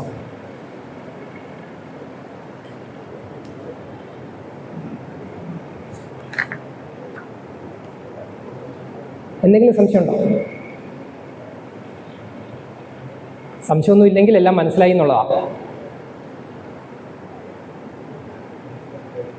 അതല്ലെങ്കിൽ ഒന്നും മനസ്സിലായി എന്നുള്ളതാണ്, ഒന്നും മനസ്സിലായില്ല എന്നുള്ളതാണ്.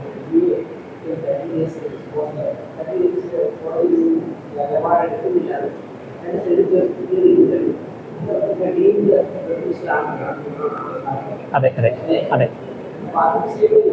അതിനൊരു സ്റ്റേറ്റ്മെന്റ് നിൽക്കും. അതിന് മറ്റ് ചില ഭവിഷ്യത്തും കൂടി പറയുന്നുണ്ട്, 30 ഡേയ്സിനുള്ളിൽ ഡിസ്പോസ് ചെയ്തില്ലെങ്കിൽ. പക്ഷേ ആ ഭവിഷ്യത്ത് എന്താണെന്നുള്ളത് ഞാനിപ്പം പറയുന്നില്ല. ഏതായാലും നിങ്ങൾക്കൊരു റൈറ്റ് ഓഫ് അപ്പീലുണ്ട് എന്നുള്ളത് മനസ്സിലാക്കിയിരുന്നോ?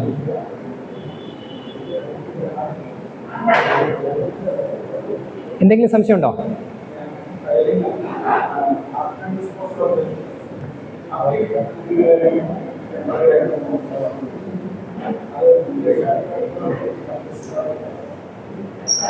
After disposal of the suit ഒരു അപ്പീൽ പീരീഡ് വരെ ഒരു സ്റ്റാറ്റസ് ഓർഡർ വാങ്ങിക്കുന്നത് 151-ലാണ്.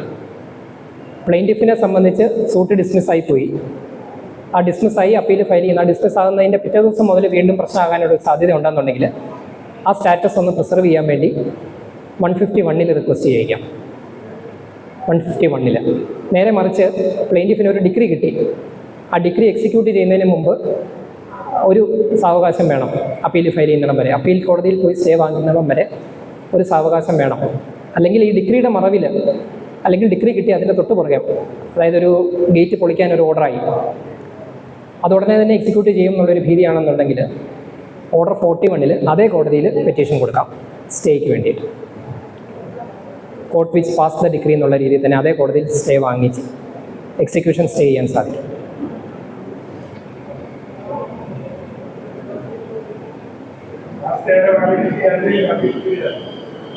അൺടിൽ അപ്പീൽ പീരീഡ് എന്ന് സ്റ്റാറ്റ്യൂട്ടിൽ പറയുന്നില്ല. പക്ഷേ സാധാരണഗതിയിൽ 2 ആഴ്ച, ഒരാഴ്ചയൊക്കെയാണ് കൊടുക്കാറുള്ളത്. അതിനപ്പുറത്തേക്ക് കൊടുക്കാറില്ല. By that time appeal file ചെയ്യാമല്ലോ. മറ്റെന്തെങ്കിലും സംശയമുണ്ടോ?